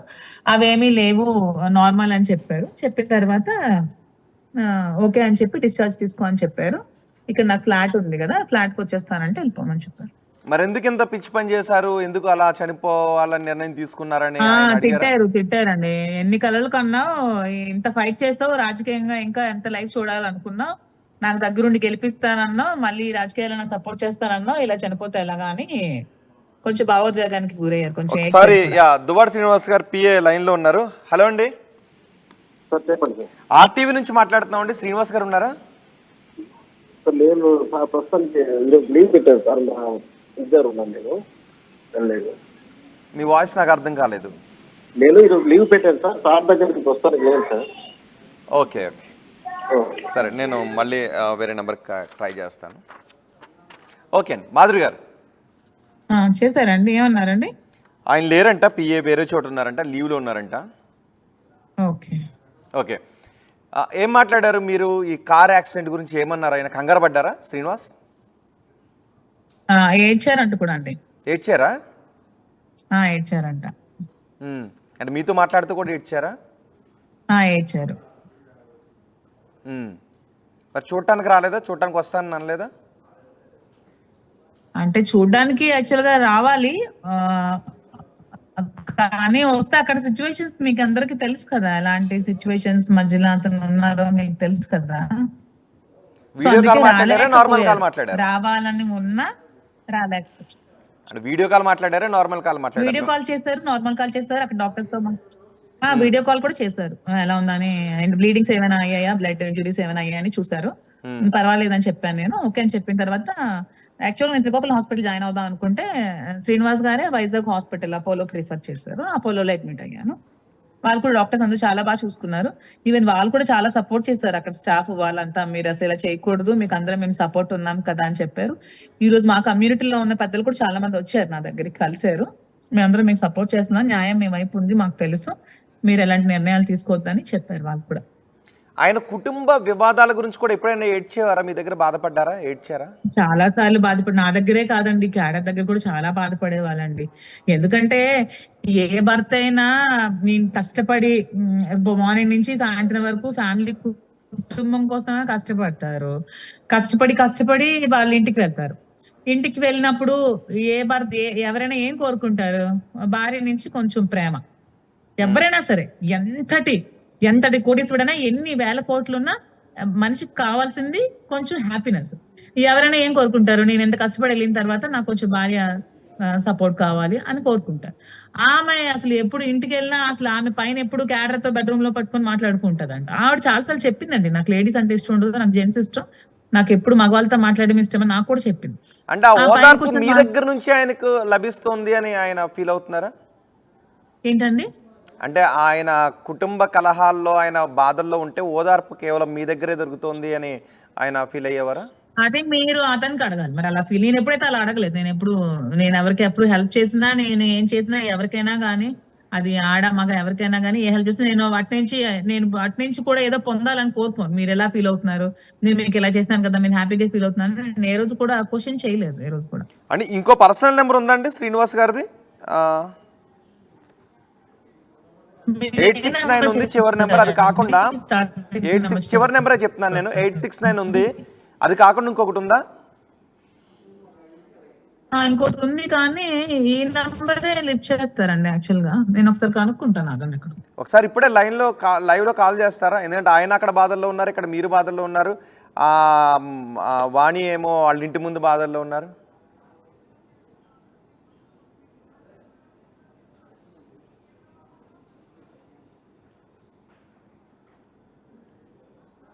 మాధురి గారు చేస్తున్నానండి, ఒకసారి కాల్ చేస్తారా మీరు? ఒక్క నిమిషం.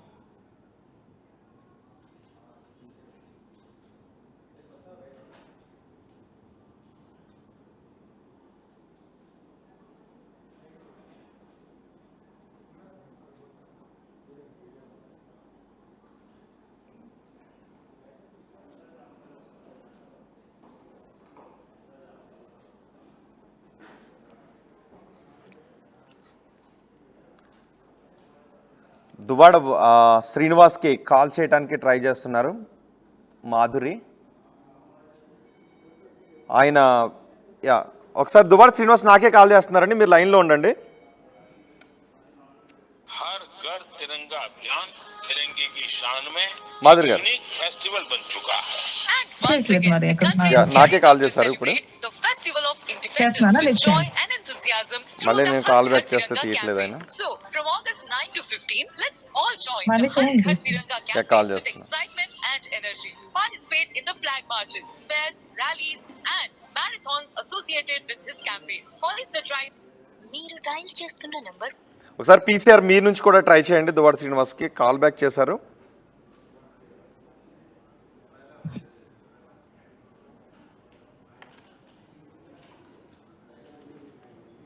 हर घर तिरंगा अभियान तिरंगे की शान में एक यूनिक फेस्टिवल बन चुका है. And once again, the country is gearing up to celebrate the Festival of Independence with joy and enthusiasm through the Har Ghar Tiranga campaign. So, from August 9 to 15, Duvvada శ్రీనివాస్కి call చేస్తున్నాం. ఒకసారి ఆయన call lift చేస్తే మనం మాట్లాడదాం. ఆ call back చేశారు, మళ్ళీ lift చేయట్లేదు. బహుశా సైలెంట్లో ఉందో. associated with this campaign. Hoist the tricolor at your home and upload your selfie on Har మీరు వేరే నెంబర్ ఉందన్నారు కదా, దాన్ని కూడా ఒకసారి ట్రై చేయండి మాధురి గారు. ఓకే, నేనైతే 869కి ట్రై చేశాను.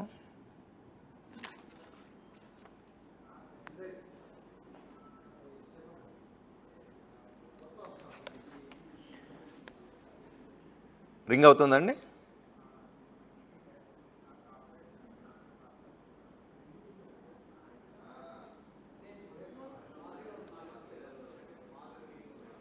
దువ్వాడ శ్రీనివాస్కి కాల్ చేస్తున్నారు, రింగ్ అవుతోంది.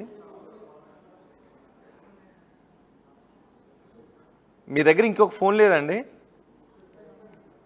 చెప్పాను కదా యాక్సిడెంట్ లో ఫోన్ డ్యామేజ్ అయిందని.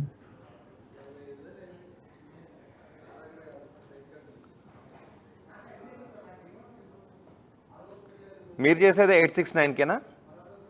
869కే అండి. ఓకే రెండు నెంబర్స్ ఒక ఫోన్ లోనే ఉంటాయండి. ఓకే సార్, మా పీసీఆర్ నుంచి కూడా కాల్ చేస్తున్నారు. ఓకే, మీరు కాల్ చేస్తుంటే బ్లాంక్ వస్తుంది వీడియో. ఓకే ఓకే, మీరు ఇంతకు ముందు కూడా చనిపోవాలి అని అనుకున్నప్పుడు ఆయన మిమ్మల్ని రక్షించారు, ఆయన మీకు చాలా ధైర్యం చెప్పారు అంటున్నారు కదా, ఏం జరిగింది అసలు అప్పుడు?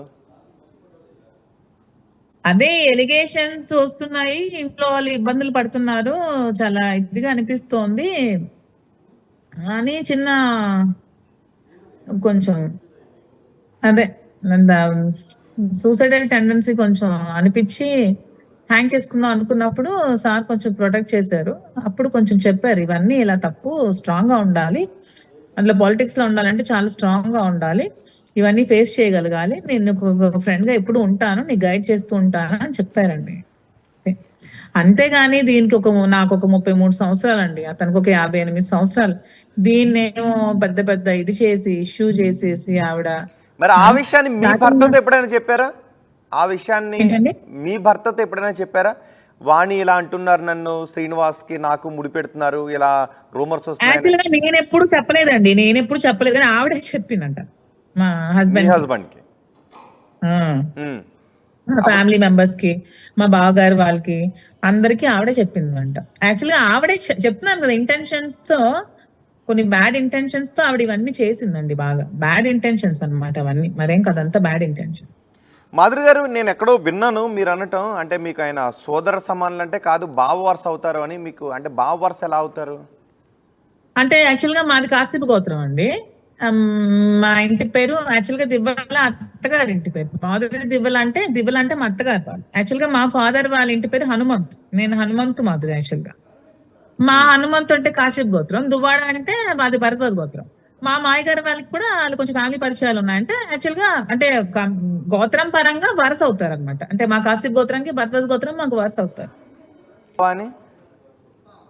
ఎప్పుడు లేదండి, నేను ఎప్పుడు సీనయ్య అని పిలుస్తాను. యాక్చువల్ గా ఏమని పిలుస్తారు? సీనయ్య అని పిలుస్తాను. ఆయన ఏమని పిలిచేవారు? నాకు రాజు అని పిలిచేవాళ్ళు. యాక్చువల్ గా నా పేరు మాధురి కంటే ముందు నా పేరు రాజలక్ష్మి అన్నమాట. ఆ రాజు అని పిలిచేవారు. రాజు అని పిలిచేవారు. ఓకే. ఇప్పుడు వాళ్ళ మదర్ కూడా ఎంటర్ అయ్యారు, అండ్ దువ్వాడ శ్రీనివాస్ వాళ్ళ మదర్ కూడా ఎంటర్ అయ్యారు, అండ్ వాణి వాళ్ళ ఫాదర్ వాళ్ళు కూడా వచ్చారు. ఖచ్చితంగా ఎట్టి పరిస్థితుల్లోనూ ఇల్లు ఆస్తులన్నీ కూడా కావాలన్నా టెక్కల్లో ఉండొద్దని అంటున్నారు. టెక్కల నుంచి వెళ్ళిపోవాలని అంటున్నారు శ్రీనివాస్ని. ఆ డిమాండ్ గురించి మీరేమంటారు? అంటే మీ వల్లే టెక్కల్లో ఉండొద్దు, మీరు శ్రీనివాస్ ఎవరితోనో మాధురితో టెక్కల్లో తిరుగుతూ ఉంటే మేము చూస్తూ ఉంటామా, మా పరుగు పోతుంది, వెళ్ళిపోమనండి పలాసక కావాలంటే అని అంటున్నారు. ఏంటండి? టెక్కలిలో శ్రీనివాస్ ఉండొద్దు, వెళ్ళిపోండి. టెక్కలిలో శ్రీనివాస్ ఉండి మాధురితో తిరుగుతుంటే మా పరుగు పోతుంది, సో శ్రీనివాస్ ఆ ఆస్తులను కూడా ఇచ్చి టెక్కల నుంచి వెళ్ళిపోవాలి అని అంటున్నారు. అంటే అక్కడ మీ ఇంటెన్షన్ ఆస్తా శ్రీనివాస్ కావాల్సిందే.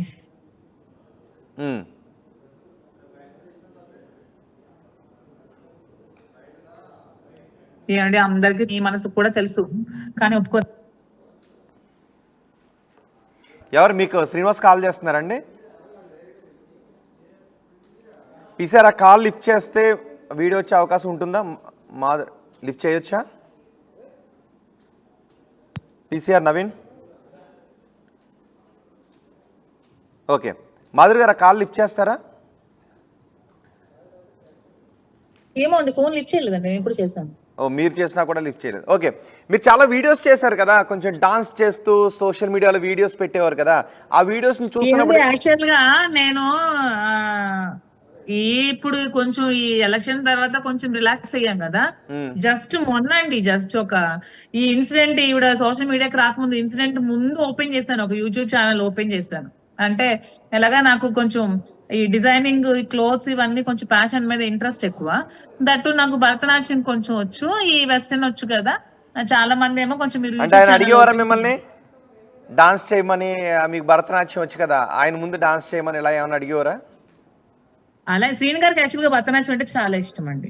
నేను చేశాను కూడా ఒకసారి, అతని బర్త్డే అప్పుడు కూడా డాన్స్ చేశాను నేను.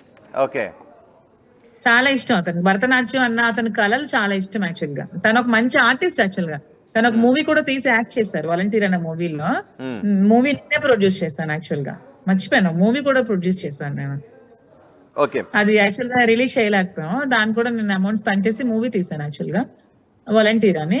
దాంట్లో కూడా అతను యాక్ట్ చేశారు. అతనికి చాలా ఇంట్రెస్ట్ యాక్టింగ్ అన్న, డాన్స్ అన్న, సాంగ్స్ అన్న, అవన్నీ చాలా ఇంట్రెస్ట్ అతనికి. అంటే మీకు ఏదైనా బాధ కలిగినప్పుడు లేకపోతే సంతోషం వేస్తున్నప్పుడు మీరు ఎక్కువగా షేర్ చేసుకునేది శ్రీనివాస్తోనా మీ భర్తతోనా? అంటే ఇవన్నీ జరగక ముందు అప్పుడు అసలు నేను ఎప్పుడు ఎవరితో ఏవి షేర్ చేసుకోను మాక్సిమం. అన్ని ప్రాబ్లమ్స్ నాకు ఉండేవి కాదు. అంటే తను కొంచెం, మా హస్బెండ్ ఎప్పుడు ఫారెన్ కల్చర్, తను ఎప్పుడు తను చదువు ఫారెన్ లోనే, తన జాబ్ ఫారెన్ లోనే. తను గీతంలో బీటెక్ చేశాక తను ఫారెన్ లో ఎక్కువ సెటిల్ అయిపోయారు, ఎక్కువ ఫారెన్ లోనే ఉండేవాళ్ళు. తను కొంచెం అంటే నేను ఇండిపెండెంట్ గా బిజినెస్ చేసుకోవడం ఇవన్నీ ఎప్పుడు నాకు కష్టాలని, బాధలని ఎప్పుడు ఏవి లేవు నాకు. నా చిన్నప్పటి నుంచి నాకు 2021 వరకు, ఎలక్షన్ కి రాకముందు వరకు నా లైఫ్ వేరే అనమాట. 2022 ఎప్పుడైతే ఎలక్షన్ లోకి వచ్చినా అప్పుడు స్టార్ట్ అయ్యాయి కష్టాలు, మాటలు అన్ని అప్పుడు స్టార్ట్ అయ్యాయి. 2022 అప్పటి నుంచి కొంచెం బాధ. మరి అప్పుడు ఎలిగేషన్స్ చేశాక దూరం అయ్యా కాబట్టి శ్రీను గారికి ఏమైనా షేర్ చేసుకునేదాన్ని, ఏదైనా ప్రాబ్లం ఉంటే ఏమైనా ఉంటే చెప్పేదాన్ని. శ్రీనివాస్ మీరు కూడా కలిపి బిజినెస్ ఏదైనా చేద్దాం అనుకున్నారా? ఇంకా స్టార్ట్ చెయ్యాలి మరి. ఇప్పుడు ఇంకా ఫైనాన్షియల్ గా నెక్స్ట్ ఎలక్షన్స్ కూడా మనం ఎదుర్కోగలగాలి కదా, ఏదైనా బిజినెస్ చేయాలి అనుకున్నాం. ఎందుకంటే ఆల్మోస్ట్ నేను ట్రాన్స్పోర్ట్ చేసేదాన్ని, అది కూడా ఆపేశారు బిజినెస్ టీడీపీ వాళ్ళు.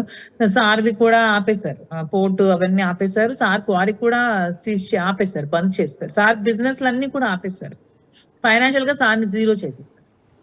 సో ఇన్ని గొడవలు జరుగుతున్నప్పుడు మరి మీ హస్బెండ్ ఇన్ని గొడవలు జరుగుతున్నాయి కదా, ఈ రాజకీయాలు మనకి ఏమీ వద్దు, ఓన్లీ మనం వైవాహిక జీవితంలోనే ఉందా, మీ గొడవలు వద్దు, రాజకీయాలు వద్దు, పిల్లల్ని చూసుకునే తను వెస్టర్న్ కల్చర్, తను వెస్టర్న్ కల్చర్, తను లైఫ్ లీడ్ చేసినంత ఫారెన్ లోనే కాబట్టి అలా ఎప్పుడు అంటే నువ్వు ఇది చెయ్యొద్దు, నువ్వు ఇలా ఉండదని ఎప్పుడు కూడా రిస్ట్రిక్ట్ చేసే మెంటాలిటీ అయితే అతనిది కాదు యాక్చువల్ గా ముందు నుంచి కూడా. అంటే నువ్వు యాక్టింగ్ నీకు ఇంట్రెస్ట్ అనుకో, నువ్వు యాక్టింగ్ చేయనే వాళ్ళు.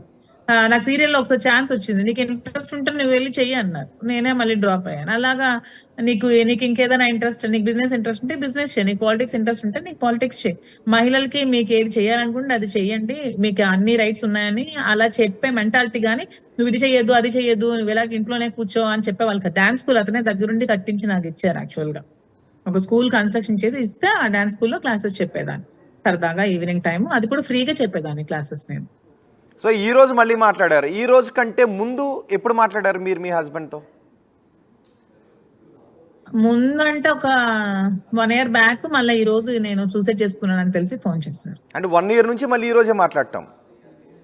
ఈ రోజే మాట్లాడటం. అదేంటి? అది అంటే ఆల్మోస్ట్ ఆ గొడవలు అయ్యాక తను ఫారెన్ వెళ్ళిపోయారు. గొడవలు అయ్యాక ఇవన్నీ డిస్టర్బెన్స్లు, నాకు ఇవన్నీ నేను తట్టుకోలేకపోతున్నాను ఫ్యామిలీ నుంచి అని చెప్పి తను ఫారెన్ వెళ్ళిపోయారు. ఏది శ్రీనివాస్ తో గొడవలు తట్టుకోలేకపోతున్నాను అని చెప్పి శ్రీనివాస్ తో గొడవనని కాదు, వాళ్ళ ఇంట్లో ప్రెజర్, అంటే వాణి వాళ్ళ ఇంట్లో చెప్తున్న ప్రెజర్ ని నేను తట్టుకోలేకపోతున్నాను అని కొన్నిసార్లు చెప్పి, ఇవన్నీ మా ఫ్యామిలీ మీద ప్రభావం పడకుండా చూడు, నీకు ఎప్పుడు ఏది రిస్ట్రిక్ట్ చేయలేదు, కానీ ఫ్యామిలీ వరకు తీసుకురావద్దు అని చెప్పారు. అతను యాక్చువల్ గా టీడీపీ అండి, అతనికి టీడీపీ ఇంట్రెస్ట్ ఎక్కువ, టీడీపీ అభిమాని అతను. ఓకే, ఇందాక కూడా చెప్పారు ఇంటర్వ్యూలో, టీడీపీ అతనికి టీడీపీ పార్టీ అభిమాని. నాకు వైసీపీ అంటే నాకు ఇష్టం, నాకు జగన్ అంటే ప్రత్యేకించి అభిమానం బాగా. ఓకే, కానీ 1 year నుంచి మాట్లాడకుండా ఈ రోజు ఎందుకు మాట్లాడారు? 1 year నుంచి మాట్లాడకుండా ఉన్నారు అంటే మీరు చేసుకున్నానని తెలిసింది, చావు అంచుల వరకు వెళ్ళాను కదా, మరి అందుకని కాల్ చేసి ఉంటాడు. అంటే మీ హస్బెండ్ కనీసం పిల్లలు చూడటానికి కూడా రాలేదా ఈ 1 year లో? పిల్లలతో కూడా మాట్లాడలేదా? లేదండి, ఫారెన్ వెళ్ళారు, మళ్ళీ వచ్చారు. పిల్లలతో కంటిన్యూస్ గా, పిల్లలు అంతా అతని అండర్ లోనే ఉన్నారండి. పిల్లలు అతనే పిల్లలు అతను ఎప్పుడు ఇచ్చేయరండి, పిల్లల్ని చూసుకుంటూనే ఉన్నారు. సో అంటే మీరు ఇంతకుముందు ఒక మాట అన్నారు, వాణి దువ్వాడ శ్రీనివాస్ మనకి అందుబాటులోకి వచ్చారు. శ్రీనివాస్ గారు నమస్తే. శ్రీనివాస్ గారు ఎలా ఉన్నారు? కొంచెం వాల్యూమ్ పెంచండి పీసీఆర్. శ్రీనివాస్ ఓకే, ప్రెస్ మీట్లో ఉన్నారండి ఆయన. ఓకే, దువ్వాడ శ్రీనివాస్ ప్రెస్ మీట్లో ఉన్నారంట, మళ్ళీ మాట్లాడతానన్నారు. ఓకే, ఈ 1 year నుంచి లేదు కదా, అంటే మీరు డివోర్స్ తీసుకుందాము అని అనుకున్నారా? డివోర్స్ ఇమ్మని అడిగారా మీ హస్బెండ్? కేవలం శ్రీనివాస్తో వివాదాల కారణంగానే ఆయన వెళ్ళిపోయినప్పుడు ఈరోజు అంత పెద్ద వివాదం జరుగుతుంటే నా భార్య ఎలాగున్నా పర్వాలేదు అని అంటున్నారు అంటే ఆయన అలా మాట్లాడటం వెనుక ఏదైనా ఫోర్స్ ఉందా? ఫోర్స్, మీరు ఎప్పుడు ఫోర్స్లు అనడానికి చిన్నపిల్లలు అండి. అతను ఒక ఎంటెక్ మెకానికల్ నేను అనేది కదా, దువ్వాడ ఇంట్లో ఫ్యామిలీలో గొడవల కారణంగానే, మీ మీద వచ్చిన అలిగేషన్స్ కారణంగానే ఆయన వదిలి వెళ్ళిపోయారు. సంవత్సరం నుంచి ఆయన ఫోన్ చేయలేదు మీతో, కనీసం మీరు కూడా ఫోన్ చేయలేదా పోనీ బ్యాక్కి? అంటే ఫోన్ చేయలేదంటే మేము చేసాము, ట్రై చేస్తాను చాలా సార్లు ఫోను. ఒకనొక టైంలో బ్లాక్ చేశారు ఫోను. పిల్లలతో మాట్లాడేవాళ్ళు, పిల్లలకి అడిగేవాళ్ళంట ఎలా చేస్తుంది రాజకీయాలు, ఇంకా అవన్నీ ఫేస్ చేస్తూనే ఉందా, ఇంకా ఏం చేస్తుందా అని అడిగేవాళ్ళంట. అంతే తప్పితే నాతో మాట్లాడడానికి ట్రై చేయలేదు. మా పేరెంట్స్ తో మాట్లాడుతూ ఉండేవాళ్ళు, ఎందుకంటే పిల్లలు పేరెంట్స్ దగ్గర ఉన్నారు. అంటే టెక్కల్లో స్కూల్స్ బాగోవు అని శ్రీకాకుళంలో పిల్లలు చదువుకుంటున్నారు, అక్కడ పేరెంట్స్ తో మాట్లాడుతూ ఉండేవాళ్ళు. ఓకే, మీరు ఒక సందర్భంలో అన్నారు మీడియాతో మాట్లాడుతూ, దువ్వాడ వాణి ఈ రకమైన ఆరోపణలు వేశారు కాబట్టి ఇంకెలాగా ఆరోపణలు వచ్చినాయి కాబట్టి నిజమైతే తప్పేంటి అన్న ఉద్దేశంతో నేను ముందుకు వెళ్ళాను అని మీరు అన్నారు. సో నిజం ముందుకు వెళ్తాను ఇప్పుడు ఇంకా మీడియా ముందుకు వచ్చి ఈ ఎలిగేషన్స్ చేసింది కాబట్టి ఇంక మళ్ళీ నిజం చేశారు ముందుకు వెళ్తాను అని చెప్పాను. సో ముందుకు వెళ్ళబోతున్నారా?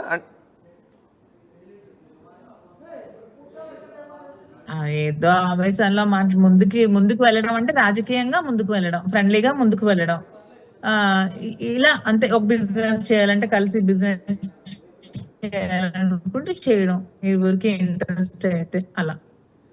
ఒకవేళ వాణి కూడా అంటున్నారు ఆస్తులన్నీ ఇచ్చిన తర్వాత సెటిల్మెంట్ అయిన తర్వాత డివోర్స్ ఇచ్చి మీరు ఎక్కడికి వెళ్ళినా మాకు సంబంధం లేదని, ఆయన వచ్చి మిమ్మల్ని పెళ్లి చేసుకోమనంటే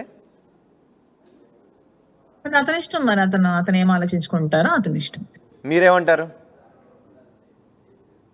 నేను అతను ఏ నిర్ణయం తీసుకున్నా నేను సపోర్ట్ చేస్తాను అతనికి. అంటే మీ హస్బెండ్కి అప్పుడు డివోర్స్ ఇచ్చి మీరు దువ్వాడ శ్రీనివాస్తో పెళ్లి చేసుకోవడానికి సిద్ధంగా ఉంటారు, రైట్? అంటే సపోర్ట్ చేస్తారంటే మీరు అతను అన్నారు కదా ఎవరినైనా పెళ్లి చేసుకుంటా అంటే అతను పెళ్లి చేసుకుంటా అంటే సపోర్ట్ చేస్తాను అంటున్నాను. నేను ఇంకా అంటే మీరు కూడా అన్నారు కదా ఇద్దరికి డివోర్స్ కాలేదు అని. ఒకవేళ దువ్వాడ శ్రీనివాస్ డివోర్స్ ఇచ్చి ఆయన వస్తే మీరు కూడా డివోర్స్ ఇచ్చి దువ్వాడ శ్రీనివాస్ని పెళ్లి చేసుకోవడానికి సిద్ధంగా ఉన్నారా? అది ఇంకా ఇప్పుడు ఈ రోజు ఫోన్ చేశారు కాబట్టి హస్బెండ్ ఇంకా మాట్లాడాలి తనతో, ఇంకా ఎలాంటి నిర్ణయాలు తీసుకుంటామని ఫ్యామిలీకి సంబంధించిన విషయాలు కదా అన్ని కూర్చొని మాట్లాడుకోవాలి. సో సిద్ధంగా అయితే ఉన్నారు ఫ్యామిలీతో అన్ని కూర్చొని మాట్లాడడానికి సిద్ధంగా ఉన్నారు. మాట్లాడాలి, ఇంకా చూడాలి ఇంకా ఏం జరుగుతుందో. ఇప్పటికి ఎన్ని ట్విస్ట్లు ఏం జరుగుతాయి అన్ని చూడాలి ఇంకా.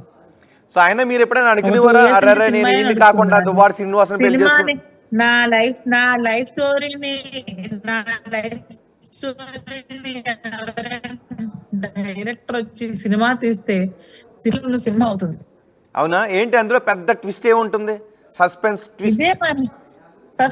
ట్విస్ట్ నడుస్తుంది కదా, 3 రోజుల నుంచి ట్విస్ట్లు కదా, 2 సంవత్సరాల నుంచి నడుస్తూనే ఉంది. ఆ సినిమాలో రొమాంటిక్ మూమెంట్స్ కూడా ఉంటాయా? ఏంటండి? ఆ సినిమాలో రొమాంటిక్ మూమెంట్స్ కూడా ఉంటాయా?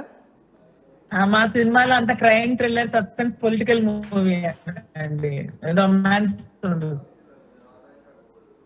అంటే మీరు అనుకున్నారు ఎప్పుడైనా నేను వాణిని కాకుండా మీరు ఆయన కాకుండా మన ఇద్దరం పెళ్లి చేసుకుని ఉంటే బాగుండేదని అనుకునేవారా? అలా ఎప్పుడు అనుకోలేదండి ఇంతవరకు. అలాంటి ఆలోచన కూడా రాలేదు. ఎప్పుడు ఫ్రెండ్లీగా ట్రావెల్ చేస్తున్నాము. ఇలాగ ఎప్పుడు ఎక్కువగా అతను పాలిటిక్స్ కోసమే మాట్లాడతారండి. పాలిటిక్స్ లేకపోతే సీనియర్ ఎన్టీఆర్ కి అభిమానం అనమాట. ఎప్పుడు సీనియర్ ఎన్టీఆర్ కోసం, ఎన్టీఆర్ సినిమాలు, ఎన్టీఆర్ పాటలు, ఈ కార్లో ఉన్నా సరే ఎన్టీ రామారావు పాటలు. ఎన్టీ రామారావుకి చాలా పెద్ద ఫ్యాన్. లేకపోతే జగనన్న కోసం తప్పితే ఇంకొక మాటలు అతని దగ్గర చాలా తక్కువ. రాజకీయంగా మాటలు ఎక్కువ ఉంటాయి అతని దగ్గర. అతను మాట్లాడే ఒక 10 మాటల్లో 9 మాటలు రాజకీయ పరమైన మాటలు ఉంటే, ఒక్క మాట బయట మాటలు ఉంటాయి అంతే. మాధురి గారు, రాజకీయాల్లో మీ ఆశయం ఏంటి?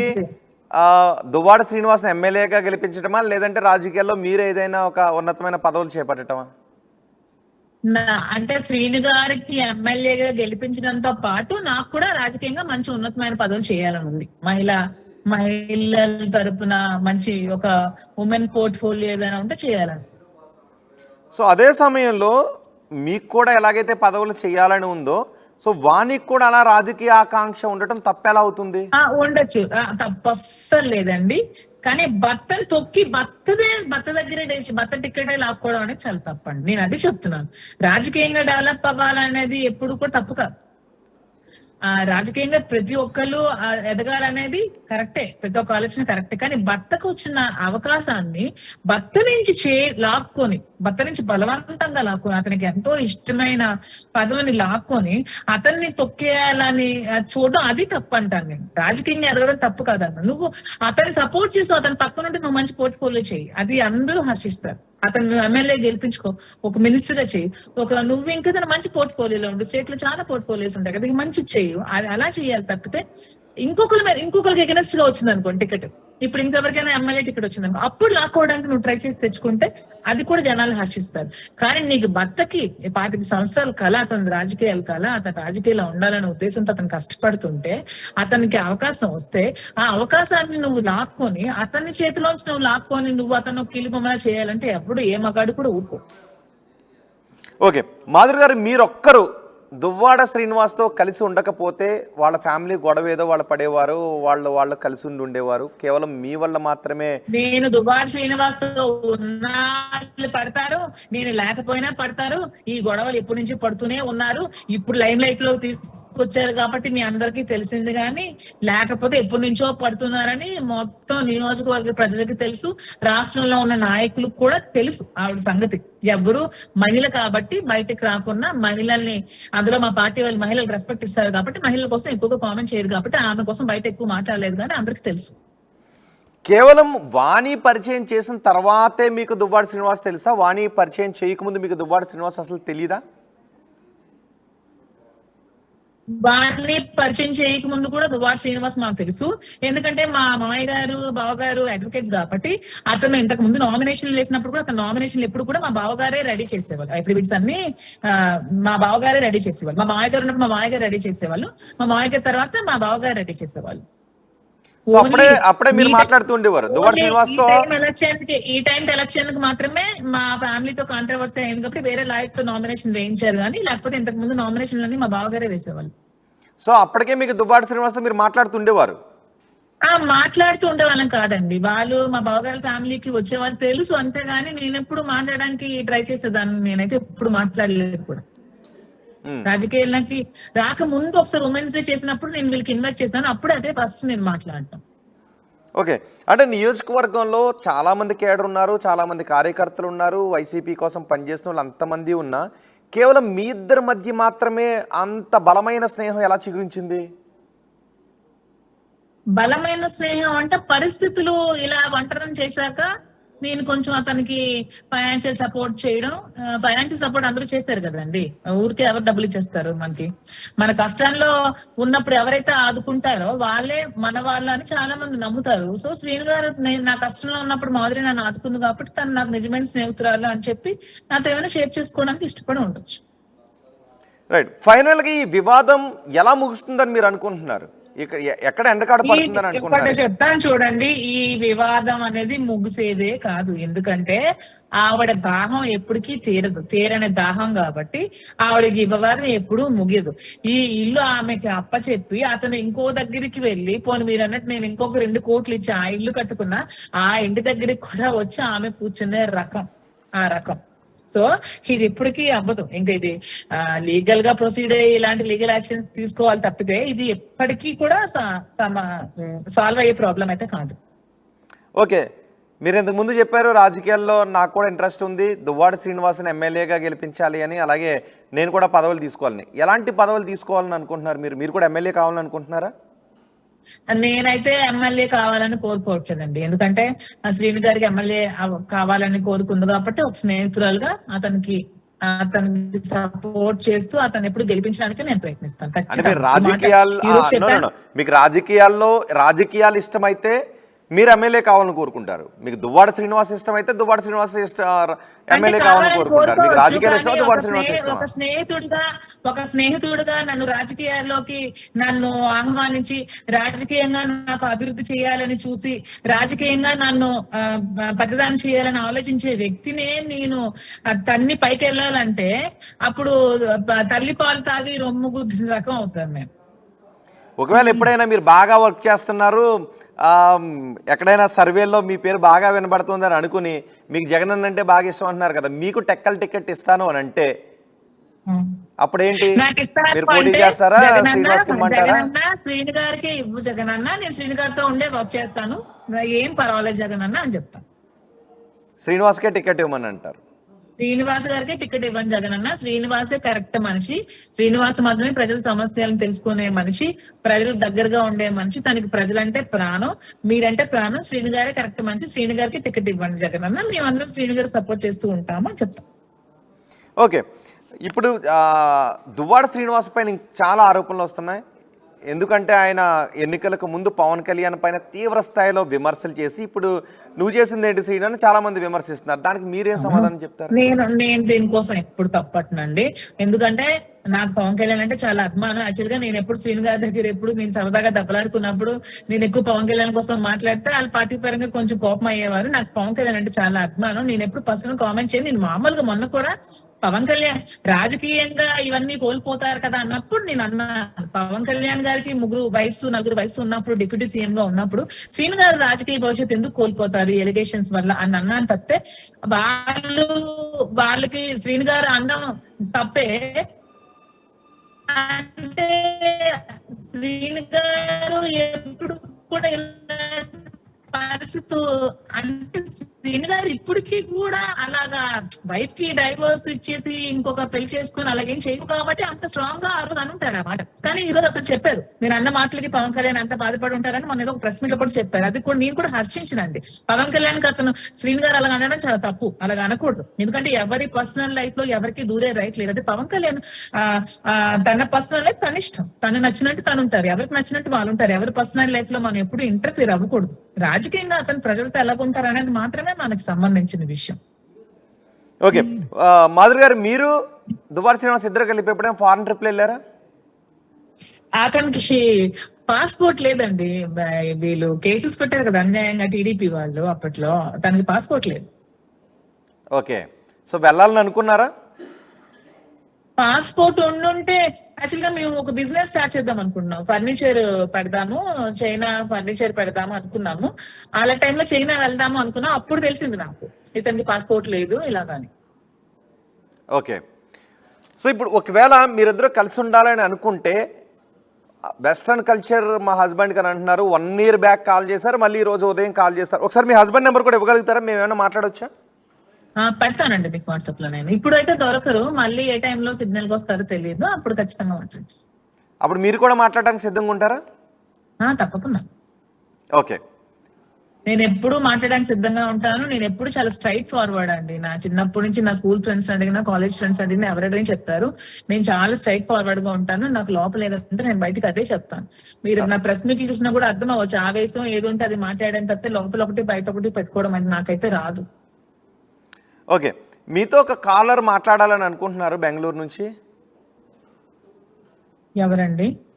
ఒకసారి మాట్లాడండి. హలో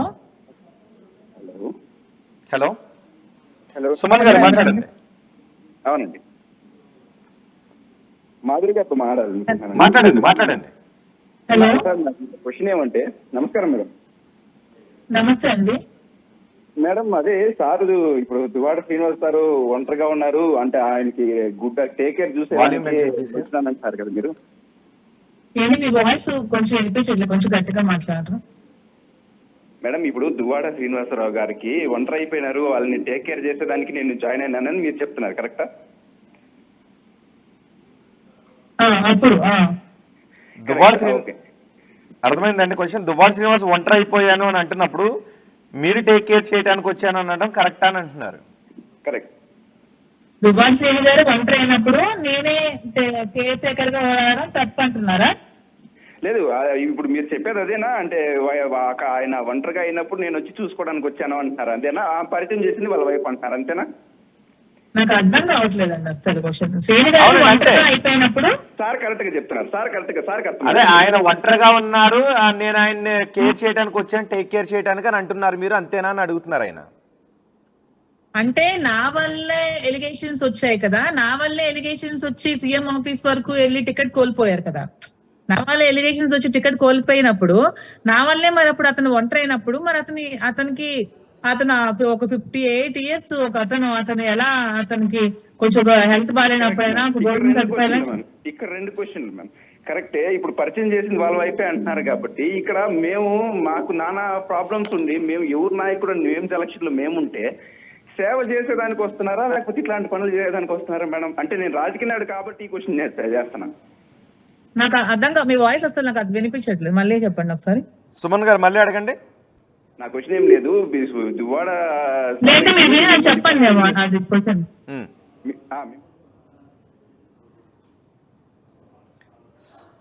ఓకే, అంటే మీరు సేవ చేయడానికి వచ్చి ఈ రకంగా చేయడం కరెక్టేనా అని అడుగుతున్నారు ఆయన.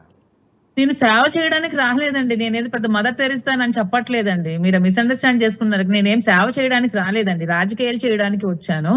రాజకీయాలు చేయడానికి వచ్చిన తరుణంలో ఈ రాజకీయాల్లోనే జీవితాలని కోల్పోయి రాజకీయంలోనే టికెట్ కోల్పోయి అతను ఉన్నప్పుడు ఒక స్నేహితురాలిగా అతని బాగోగులు చూశాను, క్లియర్ గా చెప్తున్నాను. నేనేం సేవ చేయడానికి వచ్చాను అనట్లేదు. నేనేం సేవ చేయడానికి నేనేమైనా మదర్ తెరీసానా? అంతటి గొప్ప ఇది కాదు కదా సేవ చేయడానికి. నా వల్ల ఇబ్బందులు పడిన వ్యక్తి సీఎం అక్కడ అధిష్టానం వరకు వెళ్ళి నా వల్ల టికెట్ కోల్పోయారు కాబట్టి, నా మీద ఆవిడ ఎలిగేషన్ చెప్పి టికెట్ లాక్కుంది కాబట్టి, కట్టసి అనేది ఒకటి ఉంటది కాబట్టి, అతని ఇల్లు అవి లేకున్నా వాళ్ళ మదర్ దగ్గర ఉంటున్నారు కాబట్టి, ఆఫీస్ లో వచ్చినప్పుడు ఇక్కడ ఇల్లు లేకుండా ఉండి పాపం కన్స్ట్రక్షన్ చేసేవాళ్ళు కాబట్టి, అలాంటప్పుడు నేను ఫుడ్ పంపించి అవన్నీ చెప్పి కేర్ తీసుకునేదాన్ని అని చెప్తున్నాను. కొంతమందికి నా బాధ అర్థం అవుతోంది, కొంతమందికి అది తప్పుగా వెళ్తోంది. ఓకే, ఎప్పుడు కలవబోతున్నారు శ్రీనివాస్ గారిని? శ్రీనివాస్ గారిని ఎప్పుడు కలవబోతున్నానంటే మరి శ్రీని గారే రావాలి నాకు చూడడానికి. మరి ఎప్పుడు వస్తానన్నారు? వస్తానని అన్నారా? మరి ఇంకా మాట్లాడలేదండి, మాట్లాడాలి. మార్నింగ్ మాట్లాడారు డిశ్చార్జ్ అప్పుడు, తర్వాత నుంచి నేను జూమ్ మీటింగ్ లోనే ఉన్నాను, మాట్లాడడానికి టైం కూడా లేదు. ఓకే, మీ పిల్లల పట్ల ఎలా ఉంటారండి ఆయన శ్రీనివాస్ గారు? మా పిల్లల పట్ల అతనికి పిల్లలు ఎవరైనా చాలా ఇష్టం అండి అతనికి. ఎవరైనా ఏదైనా అయితే ఒక రోజు తిరుపతి ఒక ఫ్యామిలీ అంతా వెళ్ళినప్పుడు వాళ్ళు ఎవరో ఒకరు పాపను తీసుకొచ్చారు. ఆ పాపను తీసుకొచ్చేసి ఎవరో ఒక టెంపుల్లో పనిచేస్తూ ఉంటారట. ఆ పాప ఆ రోజు హోటల్ రూమ్ లో ఉండిపోయింది, దర్శనం లేదనమాట. 10 మందికి దర్శనం అంటే 10 మందికి అయిపోతే ఆ పాప నా దర్శనం కోసం తీసుకెళ్ళి, పర్లేదండి ఆ అమ్మాయికి దర్శనం అక్కర్లేదు, మా పనమ్మాయిల పాపే అంటే అసలు శ్రీని గారు అస్సలు తీసుకోలేకపోయారు. పనమ్మాయిల పాప అయితే మాత్రం పాప కాదా, ఆమె మనసు ఎంత బాధపడుతుంది, అయ్యో తీసుకొచ్చి నాకు ఇక్కడ వదిలేసారే అని చెప్పి ఎంత బాధపడుతుంది అని చెప్పి చాలా మందికి ఫోన్ చేసి దర్శనం ఇప్పించారు. సో పిల్లలంటే అతను చాలా ఇష్టం. అలాగని మా పిల్లలు ఎప్పుడు వచ్చి అతని దగ్గర ఉండేవాళ్ళు కాదు. మా పిల్లలు ఎప్పుడు కూడా రాలేదు అతని దగ్గరికి. మీ పిల్లలు ఏమని పిలుస్తారా ఆయన్ని? ఏంటంటే అంకుల్ అని పిలుస్తారు. ఓకే, అంటే ఎత్తుకునే ఆడించడం అలాంటివి చేస్తుంటారు ఆయన? ఎత్తుకొని ఆడించిన 9 years పాప, 8 years పాప అండి మా ఇద్దరు పిల్లలు. ఇంకొక పాప 5 years పాప. ఎత్తుకొని ఆడిపించే చిన్న చంటి పిల్లలు ఏం నా పిల్లలు కాదు, ఎత్తుకొని ఆడిపించే పిల్లలు కాదు, పెద్ద పిల్లలు స్కూల్ కి వెళ్తున్నారు, 5th class 6th class చదువుతున్నారు. అంకుల్ అని పిలిచేవాళ్ళు.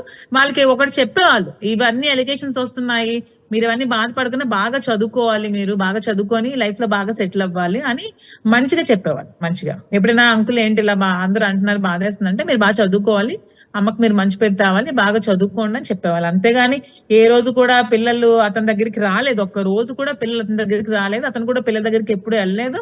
పిల్లల విషయంలో అతను ఏం చేయాల్సిన అవసరం లేదు, ఫాదర్ అన్ని చూసుకుంటున్నారు. మేమే డబ్బులు ఇచ్చామంటే మాకు అతను చేయాల్సిన అవసరం ఏముంది చెప్పండి? రోజు మాట్లాడతారండి వాళ్ళ ఫాదర్ పిల్లలతో?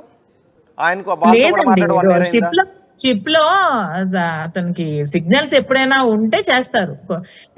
ఒక్కొక్క రోజు 10 days 12 days డీప్ సీ లోకి వెళ్తే సిగ్నల్స్ కూడా ఉండవు. ఎప్పుడు సిగ్నల్స్ ఉంటే అప్పుడు ఫోన్ చేస్తారు వాళ్ళంతే, పిల్లలతో మాట్లాడుతూ ఉంటారు.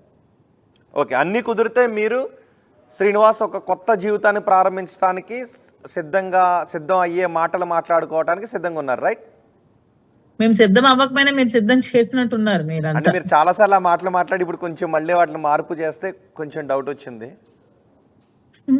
అలా అదే మేము సిద్ధంగా లేకపోయినా మీరు సిద్ధం చేసినట్టున్నారు. సిద్ధం చేస్తే మీరు సిద్ధం కారు కదా, మేము సిద్ధం చేయాల్సి వచ్చిందని మీరు సిద్ధం కారు కదా. ఆమె ప్రేమించింది కాబట్టి నేను పెళ్లి చేసుకోవాల్సి వచ్చిందని ఇప్పుడు శ్రీనివాస్ అన్నారని మీరు అంటున్నారు.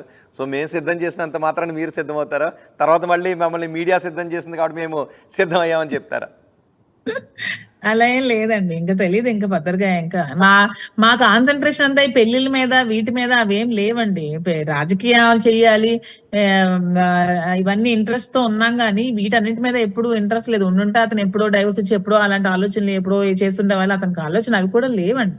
ఒక 58 సంవత్సరాల వయసుకి ఇలాంటప్పుడు ఏం ఆలోచనలు ఉంటాయి చెప్పండి? మీరే చెప్పండి. ఒక 58 years ఒక మ్యాన్ కి ఎటువంటి ఆలోచనలు ఉంటాయి? ఎలా డెవలప్ అవ్వాలి, ఎలా రాజకీయంగా ఎదగాలి, ఇప్పటికే నేను ఎన్ని ఇయర్స్ పోటీ చేశాను, ఇంకా ఎలా గెలవాలని ఆలోచన ఉంటది. కానీ నేను ఇంకో పెళ్లి చేసుకోవాలి, ఇంకో అమ్మాయితో ఉండాలి. 33 అండి. ఓకే, ఆ రోజు గొడవ జరుగుతున్నప్పుడు ఫోన్ చేశారా ఆయన? గొడవ జరుగుతున్నప్పుడు ఇలా జరుగుతోంది ఇక్కడ గొడవ అని ఆ రోజు ఆ వివాదంలో అంటే యాక్చువల్ గా గొడవ జరుగుతున్నప్పుడు నాకు మా వర్కర్స్ అక్కడ ఉన్నారు, పనిచేస్తున్నారు కదా, పైన వర్క్ అవుతుంది, ఫ్లోరింగ్ అయిపిస్తున్నాను పై ఫ్లోర్ లో. వాళ్ళంతా ఫోన్ చేస్తారు ఇక్కడికి వచ్చి గొడవ పెడుతున్నారంటే, అప్పుడు నేను ఫోన్ చేశాను, ఏంటి గొడవ పడుతుందంట అని చెప్పారు. అవును ఇక్కడ గొడవకి ఇలా వచ్చారని చెప్పి పెట్టేశారు ఫోన్, అంతే. తర్వాత మరుసటి రోజు నేను ఇలాగ అదే సోషల్ మీడియాలో ఎలా అయిందని నేను ప్రెస్ మీట్కి వచ్చాను కదా, శ్రీకాకుళం ప్రెస్ మీట్ పెడుతున్నప్పుడు అప్పుడు మళ్ళీ ఫోన్ చేశారు, ఇలాగా హౌస్ అవి కొట్టేస్తున్నారు, కొట్టడానికి వస్తున్నారు అన్నారు. ఏదైనా వచ్చి హెల్ప్ చేయాలా, సపోర్ట్ చేయాలంటే వద్దు, ఇది ఫ్యామిలీ విషయం, ఫ్యామిలీతోనే తెలుసుకోవాలి, అలా ఎవరిని వద్దులే అని చెప్పారు. మీరేమైనా కంగారు పడ్డారు అప్పుడు గొడవ కూర్చారని అన్నప్పుడు? మీరు అంటే చంపడానికి వచ్చినప్పుడు మాత్రం నేను కంగారు పడ్డానండి. కొంచెం నాకు బాధ అనిపించింది. అంటే డోర్స్ కొట్టేసి, గోడలు కొట్టేసి, గుణపాలతోనే అందరూ అటాక్ చేసినప్పుడు కొంచెం భయపడ్డాను కూడా. ఈవెన్ అక్కడ ఉన్న వాళ్ళకి ఫోన్ చేసి చెప్పాను, కొంచెం జాగ్రత్తగా చూడండి అని. చంపడానికి వెళ్తున్నారంటే చాలా భయం వేసింది. అంటే పిల్లలు భార్య చంపేయడానికి వెళ్తారండి? వెళ్ళారండి, గొడవ పడొచ్చు వెళ్తారు, కొంతమంది ఉంటారు కదా. వెళ్ళారు. ముందే చంపడానికి ట్రై చేస్తున్నారు, ఇప్పుడు చంపడానికి వెళ్ళరండి. పిల్లలు అంటే పిల్లలు అనగానే వైఫ్ అయితే చంపడానికి వెళ్ళింది. రైట్. ఫైనల్ గా మీరు శ్రీనివాస్ కి ఒక సలహా ఇవ్వాలనుకుంటే ఏమిస్తారు? ఏదున్నా సామరస్యంగా పరిష్కరించుకొని ఈ ప్రాబ్లమ్స్ నుంచి త్వరగా శ్రీను గారు బయటకు రావాలని కోరుకుంటున్నాను. ఎందుకంటే ఆల్మోస్ట్ 5 days నుంచి ఇంట్లోనే ఉండిపోయారు. ఈ సమస్యలే కాదు, ప్రజా సమస్యలు చాలా ఉన్నాయి. నీకు ప్రజా జీవితం కావాలి, ప్రజా సమస్యలు కావాలంటే ప్రజలతో నిరంతరం ఉండాలి, కానీ ఇలాగ 4 గోడలకే పరిమితం అయిపోయి ఇలాంటి పిచ్చి గొడవలు పెట్టుకొని రాజకీయ భవిష్యత్తుని పాడు చేసుకోకూడదు. ఏవైనా ఉంటే సాల్వ్ చేసుకొని త్వరగా మీరు ప్రజల్లోకి వచ్చి మీ రాజకీయాలు మళ్ళీ మొదలు పెట్టి మళ్ళీ మీ రాజకీయాలు చేయాలని నేను కోరుకుంటున్నాను. మళ్ళీ మీ వాయిస్ స్టేట్ మొత్తం వినాలని నేను కోరుకుంటున్నాను. తన వాయిస్ కి చాలా మంది ఫ్యాన్స్ ఉన్నారు స్టేట్ లో. ఇక్కడికన్నా రాయలసీమ ఇదంతా అయితే అసలు ఎక్కడికైనా వెళ్తే సార్తో సెల్ఫీస్ తీసుకోవడానికి ఎంత పోటీ పడుతూ ఉంటారో, ఎంత మంది అభిమానులు ఉన్నారో, ఆ అభిమానులందరూ కూడా కోరుకుంటున్నారు శ్రీనివాస్ గారు త్వరగా దీంట్లోంచి కోలుకొని రావాలని. అతని వాయిస్ స్టేట్ కి చాలా అవసరం అని కోరుకుంటున్నారు. అతని కన్నీళ్ళు చూసి చాలా మంది ఏడ్చి బాధపడ్డారు కూడా. నాకు చాలా మంది మెసేజెస్ పెట్టారు, శ్రీనాన్నకి సపోర్ట్ చేయండి, శ్రీనాన్నకి ధైర్యాన్ని ఇవ్వండి అని కూడా నాకు చాలా మంది. అదే సమయంలో వాణికి కూడా ఏమైనా చెప్పాలనుకుంటున్నారా? వాణి గారు కూడా చెప్తున్నాను, మీకు ఏంటండి, మీరు ఫోన్ చేసి ఏమైనా చెప్తారా? నాకు ఏ రోజైతే నా పిల్లల్ని ఇలా మాట్లాడిందో అసలు నాకు, నా దృష్టిలో ఆమె మనిషే కదా, అలాంటి మనిషితో మాట్లాడాల్సిన అవసరం కూడా నాకు లేదు. నాకు అలాంటి అవసరం కూడా లేదు. ఆవిడకి నేనేం చెప్పాలని కూడా అనుకోవట్లేదు. ఒకవేళ నేను ఫోన్ చేసి ఇస్తే ఈ గొడవ అంతా ఎందుకు అని, అంటే ఇంతకు ముందు అనుకున్నాను అన్నారు కదా, వెళ్ళి మాట్లాడాలని అనుకున్నాను. ఆ స్టేజ్ ఆవిడ దాటిపోయారండి, అప్పుడు ఆ స్టేజ్ లో ఉండేవాళ్ళు. ఇప్పుడు నాకు మాట్లాడడానికి, మొన్న ఎవరో కాల్ కలపడానికి ట్రై చేశారు, నేను మాట్లాడడానికి కూడా ఇంట్రెస్ట్ కట్ చేసేసాను. ఇప్పుడు ఇంత గొడవ జరుగుతుంది కదా, 3 రోజులుగా 4 రోజులుగా శ్రీనివాస్ ఇంటి ముందే ఉన్నారు. ఒకసారి నేను కాల్ కలపనా, మీరు ఏమన్నా సలహా ఇస్తారా? ఏమండి, మీరు కాల్ కలుపుతారంటే నేను కట్ చేసేస్తానండి. ఎందుకంటే ఆవిడ మనిషి కాదు, మనిషి అయితే చెప్పే రకం కాదు, మనిషి వినే రకం అయితే ఈ రోజు ఇక్కడి వరకు రాదు, ఈ రోజు ఇక్కడి వరకు తేదు. భార్యాభర్తల గొడవలు 4 గోడల మధ్యకి పరిమితం అయిపోయేవి. ఒక స్త్రీ రోడ్డుకి ఎక్కించిందంటే ఎంతో బరి తెగించి రోడ్డుకి ఎక్కిస్తుంది. అంత బరి తెగించి రోడ్డుకి ఎక్కించిన మహిళలతో ఎంత తక్కువగా మాట్లాడితే అంత మంచిది. ఓకే, ఇప్పుడు పిల్లలు కూడా ఆయన్ను వ్యతిరేకిస్తున్నారు కదా, పిల్లలకి ఏం సలహా ఇస్తారు మీరు చెప్పాలని అనుకుంటే? పిల్లలకైతే నేను ఒకటే చెప్దాం అనుకున్నాను, మీ ఫాదర్ కి మీరంటే చాలా ఇష్టం, మీ ఫాదర్ మనసులో మీ మీద ఎంత ప్రేమ ఉందో తెలుసుకోండి. అతను చాలా రోజులు ఏడ్చారు మీ వల్ల, మీ పనుల వల్ల. అతన్ని విలువ తెలుసుకొని అతన్ని కోల్పోకుండా మీరు చూసుకుంటే మీ లైఫ్ కూడా చాలా బాగుంటుందని నేను చెప్తున్నాను. ఇప్పటివరకు ఎవరైనా పార్టీ నాయకులు కలెక్ట్ చేసుకున్నారా? మీకు ఫోన్ చేయడం కానీ, శ్రీనికి ఫోన్ చేయడం కానీ ఎవరైనా? నాకు ఫోన్ చేశారండి, మీరు ధైర్యంగా ఉండండి, పర్వాలేదని నాకు ధైర్యం చెప్పారు. మీరు ఇలాంటి సూసైడ్ పనులు అలాంటి చేయకూడదు, ధైర్యంగా ఉండండి అని చెప్పారు. పార్టీ ఫుల్ సపోర్ట్ ఉందా మీకు, శ్రీనికి కూడా ఈ విషయంలో? శ్రీను గారికి ఫుల్ సపోర్ట్ ఉంటుంది, ఎందుకంటే ఆ ఫ్యామిలీ గొడవలు ఆ లేడీ కోసం తెలుసు కాబట్టి పార్టీ ఎప్పుడు ఫుల్ సపోర్ట్ ఉంటుంది. ఎందుకంటే శ్రీను గారికి జగన్ అన్న తప్పే, అందరికంటే శ్రీను గారికి, ఫ్యామిలీ కంటే, పిల్లల కంటే, అందరికంటే జగన్మోహన్ రెడ్డి అంటే చాలా అభిమానం. ఎందుకంటే అతని కష్టకాలంలో జగన్మోహన్ రెడ్డి అనే వ్యక్తి ఒక అన్నదమ్ముడుగా పక్కన నిల్చొని అతనికి చాలా చేశారు కాబట్టి అతను ఎప్పుడు దైవ సమానులుగా భావిస్తారు. ఎప్పుడు నా దైవం అనే అంటారు. ఎప్పుడు ఎందులో చెప్పినా, ఏ ఫోటో పెట్టినా నా దైవం జగన్ అన్న అంటారు. అంటే దైవ సమానులుగా పూజించే వ్యక్తి జగన్మోహన్ రెడ్డి. టిక్కెట్ ఇవ్వకపోయినా జగన్మోహన్ రెడ్డితోనే ఉంటారు, పార్టీలోంచి తీసేసిన జగన్మోహన్ రెడ్డితోనే ఉంటారు. అతను ఏది చేసినా జగన్మోహన్ రెడ్డితోనే దువ్వాడ శ్రీనివాస్ ఉంటాడు. ఎందుకంటే దువ్వాడ శ్రీనివాస్ గారికి జగన్మోహన్ రెడ్డి అంటే చాలా ప్రాణం. ఇది దగ్గరగా ఉంటుంది, నేను తెలుసుకున్న విషయం. చాలా అంటే చాలా. అతనికి ఏదైనా అయితే ఇతను చాలా ఎమోషనల్ గా ఫీల్ అయిపోతారు, అందుకే అంత అగ్రెసివ్ అవుతూ ఉంటారు. అంటే ఏదైనా వాయిస్ ఎందుకు అంత అగ్రెసివ్ గా అతనికి వస్తాదంటే ఆ లోపల జగన్మోహన్ రెడ్డి మీద ఉన్న ప్రేమ అన్నమాట. ఆ ప్రేమతో అతనికి ఎవరేమో అని తట్టుకోలేరు. వెంటనే డిబేట్ కో వెంటనే వాయిస్ ఏదో ఒకటి ఇచ్చేస్తారు. అంటే సొంత ఆ మనిషిగా ఫీల్ అవుతారు. అది ఆ పార్టీ పదవాసించో ఏదో విధంగా కాదు, అతను పదవులు ఏం కాదు, అతనికి ఒక బాండింగ్ అనమాట. నాకు నా ఈ టైంలో నా కష్ట సుఖాల్లో నాకు చాలా ఆదరించిన వ్యక్తి జగన్మోహన్ రెడ్డి. నేను ఈ రోజు ఈ పొజిషన్ లో ఉన్నానంటే నా కారణం జగన్మోహన్ రెడ్డి. దైవ సమానులు కాబట్టి అతనికి నేను ఎప్పుడు ఇలాగే రుణపడి ఉంటానని ఒక భక్తుడిగా ఎప్పుడు ఉంటారండి. అతను ఈ పార్టీలు ఉన్నాయా ఇవన్నీ ఉన్నాయి అతనికి అనవసరం. అతను జగన్మోహన్ రెడ్డి కోసం ఒకరోజు చెప్పారు కదా, జగన్మోహన్ రెడ్డి కోసం నేను నా ప్రాణ త్యాగానికైనా సరే నేను ఒక సమిధిలా ఉంటానంటే అది నిజం. అదేదో మామూలుగా చెప్పిన మాట కాదు, నేను పక్కన నుండి తెలుసుకునే విషయం కాబట్టి అది ఫ్యాక్ట్ అన్నమాట.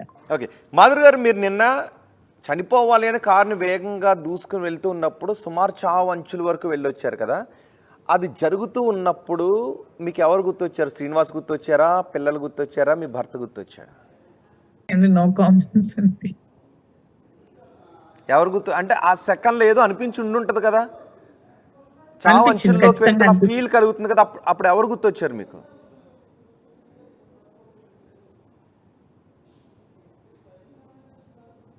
మాధురి గారు నో కామెంట్స్ అండి దీని గురించి. ఎందుకని? పిల్లలు ఎమోషనల్ అయిపోయి నేను చనిపోదాం అనుకున్నాను కదా అని అనుకున్నాను కదా, అనుకుని యాక్చువల్ డివైడర్ కి ఇలా హిట్ చేద్దాం అనుకుని అప్పుడే కార్ సడన్ గా ఆపడం వల్ల ఆ కార్ కి జస్ట్ తగిలి నేను ఇలా హై స్పీడ్ లో వచ్చాను కాబట్టి స్కిప్ అయి పడిపోయాను. అప్పుడు జస్ట్ ఒక 100 feet వరకు కార్ ఈడ్చుకెళ్ళి 3 rounds వేసి పడ్డానండి. ఎలా బతికానో నాకే తెలీదు, నా మిరాకిల్ గా అనిపిస్తుంది. అప్పుడు పిల్లల కోసం పిల్లలు మాట్లాడారని చనిపోదాం అనుకున్నాను. నేను ఏమైనా పిల్లలు ఏమైపోతారని మాత్రం ఒక సెకండ్ అనిపించింది. శ్రీనివాస్ కూడా గుర్తొచ్చారు అప్పుడు? శ్రీనివాస్ గారు కూడా గుర్తొచ్చారు. మీ హస్బెండ్ గుర్తొచ్చారా? పిల్లలు గుర్తొచ్చారు, అందరూ గుర్తొచ్చారు, ఫ్యామిలీ పేరెంట్స్ అందరూ గుర్తొచ్చారు. అందరూ ఒకసారి అలా కనిపించారు, పిల్లలు పేరెంట్స్ అందరూ గుర్తొచ్చారు.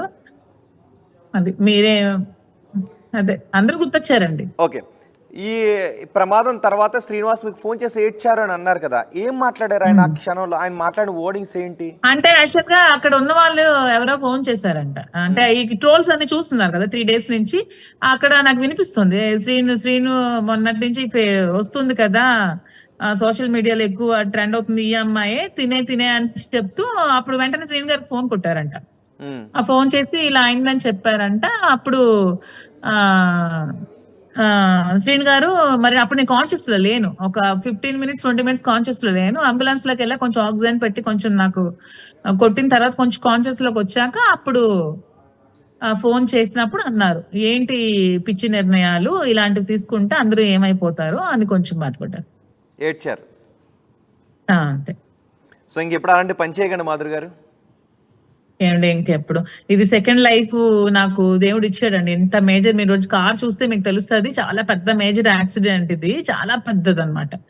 అంటే ఇంత మేజర్ దీంట్లో కూడా నేను చచ్చిపోదాం అనుకున్న భగవంతుడు నాకు వేరే అవకాశం ఇచ్చాడంటే నాకు దేవుడు ఇంకేదో ఒక మంచి దాంట్లో పెట్టడానికే నాకు అవకాశం ఇచ్చాడని భావించి ఇంకా ముందుకు వెళ్ళి ఇంకా మంచి లైఫ్ ని చూడాలని నేను కూడా కోరుకుంటున్నాను. ఇంకెప్పుడు ఇలాంటి పిచ్చి నిర్ణయాలు అయితే నేను తీసుకోనండి. యాక్చువల్గా నాకు కార్ అంటే కూడా నాకు చాలా ఇష్టం. చిన్న గీత పడినా నేను తట్టుకోలేను, ఆ వీక్ మూమెంట్ లో అలా చేశాను. నాకు ఆ స్కోడా స్లావియా అంటే చాలా ఇష్టం, ఆ కార్ ఇష్టంతో కొనుక్కున్నాను. కార్ మీరే కొనుక్కున్నారా, శ్రీనివాస్ ఏమన్నా కొనిచ్చారా? ఏమండి మీకు ఇప్పుడే చెప్పాను, ఫైనాన్షియల్ గా నాకు అవసరం లేదని స్కోడా స్లావియా నేనే కొనుక్కున్నాను. ఇంక్లూడింగ్ నేను శ్రీన్ గారికి ఒక జిమ్నీ కార్, ఒక స్కార్పియో కూడా గిఫ్ట్ గా ఇచ్చాను. మీరు కావాలంటే కార్ నెంబర్ స్కార్పియో ఒకటి, జిమ్నీ ఒకటి ఇచ్చానండి. 2 కార్లు కొనిచ్చాను నేను. ఓకే, నా పేరు మీదే ఉంటాయి కార్స్. ఏంటండి? శ్రీనివాస్ కి ఇల్లు కట్టుకోవడానికి డబ్బులు ఇచ్చారు, కార్లు గిఫ్ట్ గా కూడా ఇచ్చారు మీరు? అవును, ఎందుకంటే మా పాలిటిక్స్ లో అతనికి ఫార్చునర్ ఉంది, అతనికి కారు, అది తిరగడానికి ఇబ్బంది అవుతుందని ఈ కారు కొని ఇచ్చాం. మీకు ఆయన ఏం గిఫ్ట్లు ఇచ్చారు? నాకు అతను ఎప్పుడు గిఫ్ట్లు, అతనికి అలాంటివి ఎప్పుడు రావండి. గిఫ్ట్లు ఇవ్వాలి, ఇంప్రెస్ చేయాలి, అలాంటి ఆలోచనలు ఎప్పుడు ఉండవు. ఓకే, సో ఇంత జరిగింది, ఇంత వివాదం జరిగింది కదా, ఇప్పుడు అన్ని కుదిరితే కలిసి వెళ్ళే అవకాశం ఉందని అంటున్నారు కదా, మీ భర్తకు మీరు చెప్తారా నేను శ్రీనివాస్ని చేసుకోవాలని అనుకుంటున్నాను అని ఎప్పుడైనా ఏంటో చెప్పారా? ఒకసారి చెప్తే ఆయన అతను accept ఇప్పుడు ఫోన్ చేస్తారా? ఇప్పుడు ఎలాగా ఫోన్ కాంటాక్ట్ అయ్యారు కాబట్టి ఒకసారి ఫోన్ లో మళ్ళీ కలిసి కూర్చుని అన్ని కొన్ని విషయాలు మేము మాట్లాడుకోవాల్సిన చాలా ఉన్నాయి. ఎందుకంటే ఆ ఎలిగేషన్స్ వచ్చాయని అతను దూరం పెట్టడం నాకు కరెక్ట్ కాదు. అంటే పేరెంట్స్ అర్థం ఎవరో చేసుకున్న చెప్పారు. భర్తను దూరం పెట్టాలి అని అనిపిస్తుందా మీకు? ఇలాంటి సందర్భంలో కూడా నా భార్య నేను అర్థం లేదు, అదే చేసుకున్నాను. అనిపించట్లేదు, నాకు అనిపించట్లేదు. ఎందుకంటే తను అలా అనిపించట్లేదు. ఎందుకంటే అతను ఈరోజు కూడా అన్నారు కదా, నాకు ఆ మైండ్ సెట్ కాదండి. అతను మా హస్బెండ్ ఏమన్నారు, నన్ను కొడుకులా చూసుకుందంటే అతనికి హార్ట్ అటాక్ వచ్చి బైపాస్ సర్జరీ అయిందండి. ఎవరికి? మా హస్బెండ్ కి 2022లో మీరు 22లో ఫిబ్ లో హార్ట్ అటాక్ వచ్చినప్పుడు మయన్మార్ లో వచ్చింది అతనికి హార్ట్ అటాక్. మయన్మార్ లో వచ్చినప్పుడు మయన్మార్ లో షిప్ మధ్యలో ఆపేసి అతనికి మయన్మార్ లో దింపేశారు. షిప్ దగ్గర దింపేసి అక్కడ ఎంబసీ వాళ్ళకి అప్ చెప్పేసి షిప్ వెళ్ళిపోయింది. వెళ్ళిపోయాక మయన్మార్ లో మిలిటరీ రూల్ అనమాట. అసలు అలాంటప్పుడు నేను మయన్మార్ వెళ్ళి అతనికి అక్కడ హాస్పిటల్ ఒక 30 days ఇలా ఉంచి నేను అక్కడ చూసుకొని ట్రీట్మెంట్ చేసి ఒక స్టంట్ వేయించి మళ్ళీ వైజాగ్ తీసుకొచ్చి వైజాగ్ లో నేను మళ్ళీ తనకి బైపాస్ సర్జరీ చేయించి చాలా జాగ్రత్తగా చూసుకున్నాను. అందుకే కొడుకులా చూసుకుంది నాకు అని చెప్పారు. మీకు ఇవన్నీ చూస్తే అర్థమవుతుంది. అందుకే అడుగుతుంటా, అంటే మీరు అంత ఎఫెక్షన్ చూపించారని అనుకుంటున్నారు. ఆయన కూడా ఎలాంటి సందర్భంలో మిమ్మల్ని అనుమానించడం లేదు. నా భార్య ఎలాంటిదో నాకు తెలిసి ఎవరేమనుకున్నా నాకు పర్వాలేదు, నాకు నా భార్య కావాలని ఆయన అంటున్నారు కదా. సో ఇప్పుడు మీరు మీ భర్తతో కలిసి ఉండాలనుకుంటున్నారా, లేదంటే ఏదైనా కారణాలతో శ్రీనివాస్తో కలిసి ఉండే పరిణామాలు చోటు చేసుకుంటాయా? నేను ఇప్పటికీ మీకు ఒకటే విషయం చెప్తున్నాను, నేను శ్రీనివాస్ గారితో రాజకీయ పరంగా సంబంధం మాత్రమే కంటిన్యూ చేద్దాం అనుకుంటున్నాను. ఇప్పటికీ క్లియర్ గా ఉన్నాను, రాజకీయ పరంగా మా ట్రావెలింగ్ కంటిన్యూ చేద్దాం అనుకుంటున్నాను. ఈ టర్మ్స్ హస్బెండ్ కి నాకు టర్మ్స్ కుదిరితే హస్బెండ్ తోనే ఉంటాను. ఓకే, అంటే 1 year నుంచి మీ హస్బెండ్తో మాట్లాడలేదు, ఈ రోజే మాట్లాడారంటున్నారు. సంవత్సరం నుంచి మీ హస్బెండ్తో మాట్లాడలేదు అంటే మరి ఆయనతో షేర్ చేసుకుని ఏమీ లేవా? ఆయనతో షేర్ చేసుకోవాలని ఏమో అనిపించలేదా? అసలు 1 year నుంచి అసలు టైమే లేదండి. నేను ఈవెన్ పిల్లల దగ్గరికి వెళ్ళే టైం కూడా లేదండి. 1 year నుంచి మార్నింగ్ 5 గంటలకు మేము లేస్తే రాత్రి 2 గంటలు అయ్యేదండి. ఈ పాలిటిక్స్ లో నిరంతరం శ్రమ అలాగ పని ఒత్తిడితోనే గడిపాం 1 year వరకు. ఇప్పుడు ఇంకా జస్ట్ ఎలక్షన్ అయిపోయి రిజల్ట్ తర్వాత ఇప్పుడు పార్టీ ఓడిపోయింది కాబట్టి కొంచెం రిలాక్స్ అయ్యే టైం దొరికింది. కానీ శ్రీని గారు అయితే భోజనం కూడా చేసేవాళ్ళు కాదు పాపం. మార్నింగ్ వెళ్ళి మా ఇదిలో వచ్చేవాళ్ళు, నేను ఇక్కడ ఉన్న ఇంటి దగ్గర ఆఫీస్ దగ్గర ఈ ప్రోగ్రామ్స్ చూసుకునేదాన్ని. అసలు నిరంతరం ఆ పనిలోనే ఉండేవాళ్ళం. అసలు టైము ఆలోచన ఏమీ లేదండి ఆ టైంలో. ఆ పీక్ మూమెంట్ లో ఎలక్షన్ ఆ పీక్ మూమెంట్ లో ఏ థాట్స్ ఏమి కూడా లేవు. శ్రీనివాస్ గారి థాట్స్ మీ థాట్స్ ఎక్కడ మ్యాచ్ అవుతాయి, ఎక్కువగా ఎక్కడ కలుస్తాయి? శ్రీనివాస్ గారు నా థాట్స్ ఎక్కడ కలుస్తాయంటే, శ్రీనివాస్ గారికి కళలు అంటే ఇష్టం, నాకు కళలు అంటే ఇష్టం. శ్రీనివాస్ గారికి ఆర్ట్స్ అంటే శ్రీనివాస్ గారికి డాన్స్, శ్రీనివాస్ గారికి సాంగ్స్ ఇష్టం, శ్రీనివాస్ గారికి డాన్స్ ఇష్టం. నేను ఒక సింగర్ ని, క్లాసికల్. నేను డాన్స్ చేశారా శ్రీనివాస్ మీరు కలిసి? లేదండి, అతనికి డాన్స్ రాదు అసలు శ్రీని గారికి. వీడియో చూసాను, ఆయన డాన్స్ చేస్తారు. వాణి గారితో కలిపి డాన్స్ చేశారు, ఒక వీడియో చూసాను. దాన్ని మీ దృష్టిలో డాన్స్ అంటారా? నాకైతే అది డాన్స్ కాదండి. నాకు డాన్స్ అనిపించలేదు. అతనికి మూమెంట్ కూడా రాదు, ఒక బాడీలో ఆ రిథం కూడా డాన్స్ మూమెంట్ రాదు. అతను ఓన్లీ వాయిస్ తప్ప డాన్స్ అవేమి రాదు. కానీ పాటలు చాలా బాగా పాడతారు, మంచి సింగర్ అండి అతను, మంచిగా పాటలు పాడతారు. ఎప్పుడైనా మీరు ఏదైనా మంచి ఇంటర్వ్యూ పెట్టి సాంగ్ పాడించండి, ఎక్సలెంట్. అందరూ ఉండేటప్పుడు అంత్యాక్షరి అన్ని ఆడి పాటలు పాడతారు, చాలా బాగా పాడతారు సాంగ్స్. మీరిద్దరు కలిపి అతనికి అది ఇష్టం. అంత్యాక్షరి అందరూ కలిపి, క్యారెక్టర్ అందరూ కలిపి సాంగ్స్ చాలా ఇష్టం అతనికి. నాకు నేను క్లాసికల్ సింగర్ ని, పాటలు పాడతాను నేను కూడా. డాన్స్, క్లాసికల్ డాన్స్ అని, వెస్టర్న్ డాన్స్ కూడా వచ్చు నాకు, కోలాటం కూడా. మీతో పాట పాడించాలని ఉంది, కానీ బహుశా యూట్యూబ్ గైడ్ లైన్స్ ఏమైనా వస్తాయేమో అని ఆలోచిస్తున్నాను. పోలే, ఇంకేదైనా మనం 1-to-1 ఇంటర్వ్యూ చేసినప్పుడు పాట పాడతాను నేను. ఆయన పాడుతూ ఉంటే మీరు డాన్స్ చేశారు ఎప్పుడైనా? అలాంటి సిచ్యువేషన్ ఎప్పుడు రాలేదండి.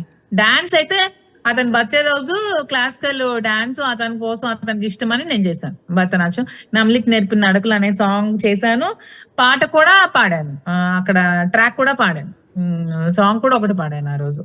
సినిమాలో సాంగ్ అది?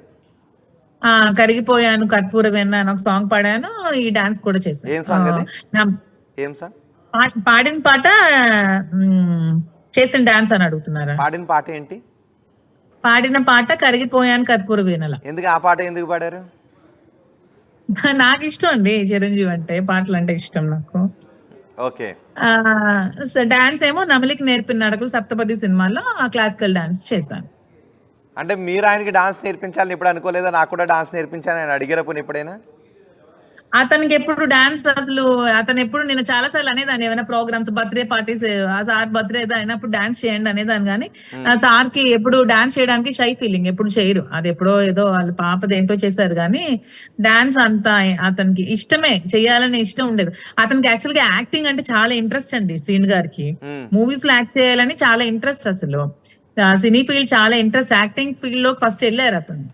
మధు ఏదో ఇన్స్టిట్యూట్ లో తన యాక్టింగ్ కూడా నేర్చుకున్నారు.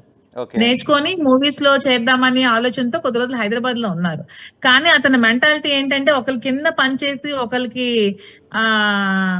కొంచెం సెల్ఫ్ రెస్పెక్ట్ ఎక్కువ అనమాట. అతనికి ఆత్మాభిమానం చాలా ఎక్కువ. అంటే ఒకరి కింద పనిచేసి ఒకరికి రిక్వెస్ట్ చేసే ఆలోచన అయితే అతనికి అసలు ఎప్పుడూ లేదు. మీరు అతన్ని అబ్జర్వ్ చేయండి, అతని వాయిస్ లో గానీ అతను మాట్లాడే స్పీచ్లు గానీ మంచి ఫేషియల్ ఎక్స్ప్రెషన్స్ గానీ మంచి మాట్లాడే ఇది గానీ అతను స్కిల్స్ ఉన్నాయంటారా? యాక్టింగ్ స్కిల్స్ చాలా బాగా యాక్ట్ చేస్తారు. అతను చాలా మంచి యాక్టర్. ఎవరైనా మూవీస్ లో డైరెక్టర్స్ ఉంటే ఒక అవకాశం ఇచ్చి చూడమనండి, ఎంత బాగా యాక్ట్ చేస్తారు. అంటే మీ ముందు ఎప్పుడైనా డైలాగ్ చెప్పి యాక్టింగ్ ఏమైనా చేసేవారా సరదాగా? నేను అతనికి యాక్టింగ్ ఇంట్రెస్ట్ అని చెప్పి నా ఓన్ ఇంట్రెస్ట్ తో నేను అమౌంట్ పెట్టి సినిమా తీసాను. వాలంటీర్ సినిమా తీసారా? నేను మూవీ ప్రొడ్యూస్ చేసి మూవీ తీసానండి. ఏ మూవీ అండి? పేరేంటది? వాలంటీర్. మూవీ పేరు వాలంటీర్. అందులో కూడా పొలిటీషియన్ క్యారెక్టరే చేయించాం. ఒక కేరళ నుంచి హీరోయిన్ ఒక అమ్మాయి పెట్టా, ఇంకొక లోకల్ గా మన పూరి జగన్నాథ్ వాళ్ళ మేనల్లుడు ఉంటాడు ఒక అబ్బాయి, ఆ అబ్బాయిని హీరోగా పెట్టాము. ఇంకొక అమ్మాయి దియా అని ఒక అమ్మాయి హీరోయిన్ గా పెట్టి లోకల్ క్యారెక్టర్స్ ని పెట్టి లోకల్లోనే మూవీ అంతా షూట్ చేసి మూవీ తీసాం. కానీ ఎలక్షన్ బిజీలో పడే థియేటర్ లో రిలీజ్ చేయలేకపోయాం సినిమాని. యూట్యూబ్ లో పెట్టాము. యూట్యూబ్ వాళ్ళు కూడా ఏదో గైడ్ లైన్స్ ప్రకారం ఏదో పాట పాడతారా? కరిగిపోయాను కర్పూర వేణులా అని ఆ పాట ఉందన్న పాడేనన్నారు కదా, పాట పాడతారు ఒకసారి? ఏమండి ఇప్పుడు పాట పాడే మూడ్లో లేని, ఎప్పుడైనా పాడండి. అంటే మీరు ఎంత బాగా పాడతారో మాకు కూడా వినాలని అనిపిస్తుంది. చాలా మంది అడుగుతున్నారు కూడా. ఇంకోసారి పాడతానండి ఏదండి మీ డాన్స్ చూసాం, చాలా అద్భుతంగా చేశారు. అండ్ మీ రీల్స్ చూసాం, బాగున్నాయి. మీ కేరింగ్ బాగుందని శ్రీనివాస్ అంటున్నారు. ఓకే, మీరు ఒకసారి మీరు పాడండి అట్లీస్ట్ కొంచెం. ఏంటి మా కేరింగ్ బాగుందని శ్రీనివాసే గారు కాదు, ఇప్పుడు మా హస్బెండ్ గారు కూడా చెప్పారు కదా, బిడ్డలా చూసుకుంటాను నేను. నా కేరింగ్ విషయంలో నేను ఎవరినైనా అలాగే చూసుకుంటాను. ఈవెన్ మీ డాన్స్ కూడా చాలా బాగుంది, ఆ రీల్స్ కూడా చాలా బాగున్నాయి. ఒకసారి మీరు ఆ పాట పాడతారా? ఏమండి ఇప్పుడు పాట పాడే మూడ్లో లేదు. ఖచ్చితంగా ఇంకోసారి మీరు నాతో 1 to 1 చేయండి, మీరు ఖచ్చితంగా కొంచెం పాడండి. మీరు ఎంతవరకు పాడగలిగితే అంతవరకు కొంచెం కూడా వద్దండి, ఇప్పుడు వద్దులేండి. సిచ్యువేషన్స్ లో పాట నేను పాడితే అస్సలు బాగోదు. అంటే మీరు ఎలా పాడతారో చూద్దాం ఒక్కసారి. చాలా మంది అడుగుతున్నారు, మా కోసం కాదు. ఇప్పుడు ఎవరండి మీకు అడుగుతున్నారు? మీరు పాట పాడితే వినాలనిపిస్తుందని మెసేజ్ చేస్తున్నారు. నాకు ఒక మెసేజ్ కూడా రాలేదు. చూడండి, కావాలంటే ఆర్టీవీ లైవ్ కింద చూడండి. నేను ఆ మెసేజ్ చూసే మిమ్మల్ని అడుగుతున్నాను. ఆర్టీవీ లైవ్ పక్కన మెసేజ్లు ఉన్నాయి. ఒక్కసారి మీరు ఆ కరిగిపోయాననే పాట ఒక్కసారి పాడండి, కొంచెం పాడండి, ఏమొద్దు, ఒక 4 లైన్లు పాడండి చాలు.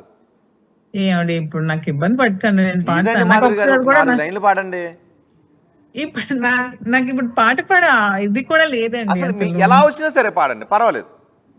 అదే నాకు ఇప్పుడు ఇంట్రెస్ట్ లేదు, పాట పాడే ఇంట్రెస్ట్ లేదు. ఒకసారి కళ్ళు మూసుకుని ఆ రోజును గుర్తు తెచ్చుకోండి మీరు ఎలా పాడారో. మీకు పైగా పాట అంటే ఇష్టం అంటున్నారు.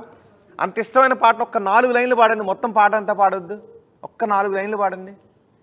ప్లీజ్ అండి, చూడండి మీ రీల్స్ కూడా పక్కన ప్లే అవుతున్నాయి, ఎంత బాగున్నాయి. ఒకసారి మీరు పాట పాడండి. మీ డాన్స్ అంటే ఓకే, నేను అది కాదు, ఎక్కువ బలవంతం పెట్టను. ఒక్క పాట 4 లైన్లు పాడండి చాలు. మీరు రీల్స్ చూసారు జనాలు, ఒక్క 4 లైన్లు పాడండి చాలు. నేను ఒక మొక్క ఆర్టీవీ వాళ్ళకి అడుగుదాం అనుకుంటున్నాను. ఎందుకండి ప్రతి ఒక్క వీడియోలో నా సాంగ్ ఎందుకండి అలా రీల్స్ ని ప్లే చేస్తున్నారు కంటిన్యూస్ గా? పబ్లిక్ కోసమే కదండి రీల్స్ చేశారు. పైగా ఆ రీల్స్ ని బట్టి మీకు ఎంతో మంది ఫ్యాన్స్ వచ్చారు.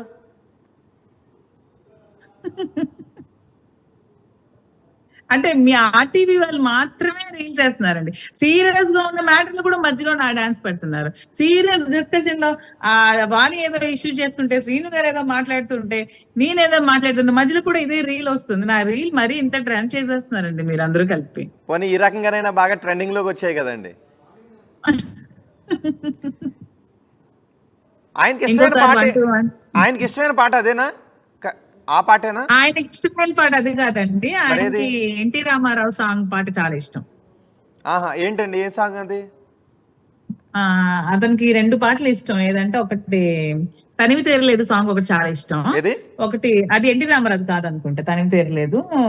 తను ఎవరో హీరో, నాకు పేరు గుర్తులేదు. ఇంకొకటి ఎన్టీ రామారావు మధురాతి మధురం సాంగ్ చాలా ఇష్టం అతనికి. ఓకే, పాత సినిమాలో సాంగ్స్ ఇష్టం ఆయనకి.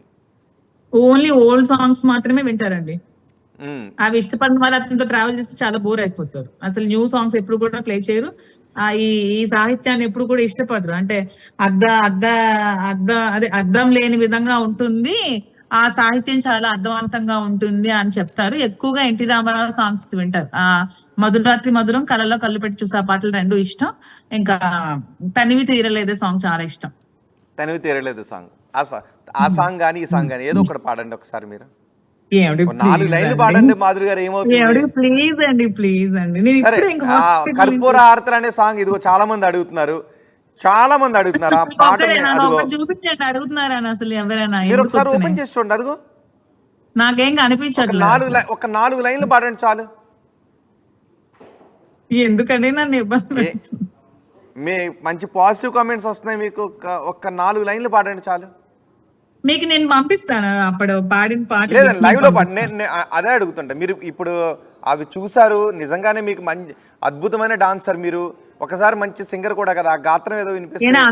అంత మంచి సింగర్, సినిమా పాటలు పాడే సింగర్ కాదు. ఏదో క్లాసికల్ పాటలు, అన్నమాచార్య కీర్తనలు ఏవో పాడతాను గానీ సినిమా పాటలు పాడేంత అంత పెద్ద. అందుకే 4 లైన్లు పాడానన్నారు కదా ఆ రోజు డాన్స్ చేస్తూ. అదొక్క పాట పాడండి.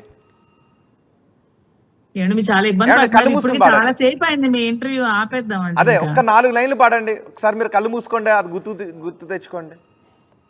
గుర్తు తెచ్చుకోవడం ఏంటంటే అదేదో బర్త్డే, శ్రీన్ గారి బర్త్డే రోజు పాడాను. ఒక్క 4 లైన్లు పాడండి. అంటే మీరు పాట ఎలా పాడతారో వినాలని ఉందని చాలా మంది అడుగుతున్నారు. ఒక్క 4 లైన్లు పాడండి. ఏమండి, మీకు కళలంటే ఇష్టమైనప్పుడు ఎవరో సిగ్గుపడరు. ఒక ఆర్టిస్ట్ తన ఆర్ట్ సిగ్గుపడట్లేదండి. ప్రెసెంట్ జరుగుతున్న సిచ్యువేషన్ ఏంటి? ఇప్పుడు ఎవరైనా చూసి అదొక కాంట్రవర్సీ, అదొక ట్రోల్ చేస్తారు. కాంట్రవర్సీ ఏం కాదులేండి. నిన్నేమో ఆత్మహత్య చేసుకోవడానికి వచ్చింది, నేను ఈ రోజేమో హాస్పిటల్ డిశ్చార్జ్ అయింది, ఇప్పుడేమో పాటలు పాడుతుందని ఇంక ఇదొక ట్రోలింగ్ భరించాలండి నేను. మేము తర్వాత మ్యూట్ చేస్తాం దాన్ని, ఎందుకంటే పాట పాడిస్తే మాకు కూడా కొన్ని గైడ్ లైన్స్ ఉంటాయి. తర్వాత నేను మ్యూట్ చేస్తాను, జస్ట్ ఓన్లీ లైవ్ పాపాస్ కోసం అంతే. తర్వాత ఎవరైతే అభిమానులు అడిగారన్నారు అడుగుతున్నారండి. ఇదిగో ఎంతమంది అడుగుతున్నారో చూడండి ఒకసారి. పాడండి మాధురి గారు అని ఎంతమంది అడుగుతున్నారో చూడండి. నాకు పాట గుర్తు కూడా లేదండి, ఆ లిరిక్స్ కూడా గుర్తులేవు. మీకు ఎంత గుర్తుంటే అంతే పాడండి. ఒక్క లైన్ అయినా 2 లైన్లైనా మీకు ఎంత గుర్తుంటే అంత పాడండి. ఏమన్నా పాటకి ఎన్ని కామెంట్స్ పెడతారు? ఏం పెట్టరండి మాధురి గారు, 2 లైన్లు పాడండి. ఎన్ని ట్రోల్స్ చేస్తారో అండి నా పాటకి, ఇప్పుడు ఎన్ని కామెంట్స్ చేస్తారో. ఏం కాదు, ఏమైనా కామెంట్స్ చేస్తే మీరే బాధ్యత. నా పాటకి ఏమైనా కామెంట్స్. ఓకే, నాదే బాధ్యత. ఒక లైన్ పాడతాను అంతే. 2 లైన్లు పాడండి. 2 లైన్లు. కరిగిపోయాను కర్పూర వీణలా, కలిసిపోయాను నీ వంశధారలా. చాలండి, ఆపేంటి. చాలా బాగా పాడారండి. ఇంకొక కంటిన్యూ చేయండి. ఇంకొక 2 లైన్లు కంటిన్యూ చేయండి. ప్లీజ్ అండి, ప్లీజ్ రిక్వెస్ట్ అండి. ఇంకోసారి మీరు ఎప్పుడు 1-to-1 చేయండి, అప్పుడు నేను కొంచెం రికవర్ అయ్యాక అప్పుడు. ఇంకో 2 లైన్లు కంటిన్యూ చేయండి. ఇంకొక 2 లైన్లు కంటిన్యూ చేయండి. ప్లీజ్ అండి, నాకు లిరిక్స్ కూడా గుర్తులేవు. ఓకే, ఏమన్నారు ఆ పాట విన్న తర్వాత? పాట విన్న తర్వాత చాలా బాగా పాడేమన్నారు. ఓకే, తర్వాత ఆయన ఇంకో పాట పాడారా? లేదండి, అతను ఎప్పుడు పాటలు పాడడం, డాన్సులు చేయడం అలాంటివి ఎప్పుడు చేయరు. నాకు అవన్నీ ఇంట్రెస్ట్ కాబట్టి ముందు నుంచి. ఎన్టీఆర్ పాట అదే ఇష్టం అని అన్నారు కదా, ఆ పాట ఏంటది? అంటే స్టేజ్ మీద అలా పాడరు. అంటే ఇప్పుడు జస్ట్ తనతో ఫ్రెండ్లీగా మూవ్ అయ్యే క్యాడర్ ఉంటారు కదా, ఒక 10 మంది కార్యకర్తలు, అలా ఎప్పుడైనా అలా పాడమంటే ఎక్కడికైనా వెళ్ళినప్పుడు సరదాగా అలా పాడతారు. 2 పాటలు చెప్పారు, ఏంటవి? కళ్ళల్లో కళ్ళు పెట్టి చూసా ఉంటది కదా మన ఎన్టీఆర్ గారి పాట, అది బాగా పాడతారు. ఇంకొకటి మధురాతి మధురం, అది పాడండి. ఇంకోటి తనివి తీరలేదు. తనివి తీరలేదు. ఓకే, ఒకసారి అది పాడతారా? ఏమండి ప్లీజ్ అండి, ఇప్పుడు మీరు 2 లైన్స్ అన్నారు, మీకు ఒకసారి 2 లైన్స్ పాడాను. ఓకే, మీ ఆ ఇంటర్వ్యూ నాకు పంపిస్తారు కదా? ఖచ్చితంగా నా ఫోన్ రిపేర్ అయిపోయిన వెంటనే మీకు ఖచ్చితంగా నేను పంపిస్తాను. ఓకే అండి, thank you very much Madhuri గారు. ఆర్టీవీకి వచ్చి చాలా సమయం కేటాయించి చాలా విషయాలు మాతో మాట్లాడినందుకు. అన్నీ కలిసి వస్తే శ్రీనివాస్తో కలిసి జీవితం పంచుకోవడానికి సిద్ధంగా ఉన్నాను, ఆ టాక్స్ జరుగుతాయని అయితే మీరు అంటూ ఉన్నారు. సో దువ్వాడ వాణి దువ్వాడ శ్రీనివాస్ వివాదం ఏ విధంగా ఎండ్ అవుతుందో చూద్దాం. ఈ పరిణామాలన్నీ మళ్ళీ దేనికి దారితీస్తాయో అనే ఒక ఆసక్తి కూడా అందరిలోనూ కనిపిస్తుంది. అటు ఈరోజు కొంత సెటిల్మెంట్ ఉందని అంటున్నారు. దువ్వాడ వాణి కూడా కొన్ని డిమాండ్స్ పెడుతూ ఉన్నారు. మరి వాటికి శ్రీనివాస్ ఎలా ఒప్పుకుంటారో, శ్రీనివాస్ ఎలా ఒప్పుకున్నా పర్వాలేదు, ఆయన ఏం చేసినా మా స్నేహం ఇలాగే కొనసాగుతుందని మాధురి కూడా అంటున్నారు. చూద్దాం ఏం జరుగుతుందో.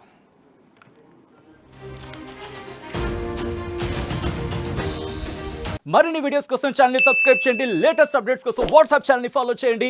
అండ్ లింక్ డిస్క్రిప్షన్ లో ఉంది.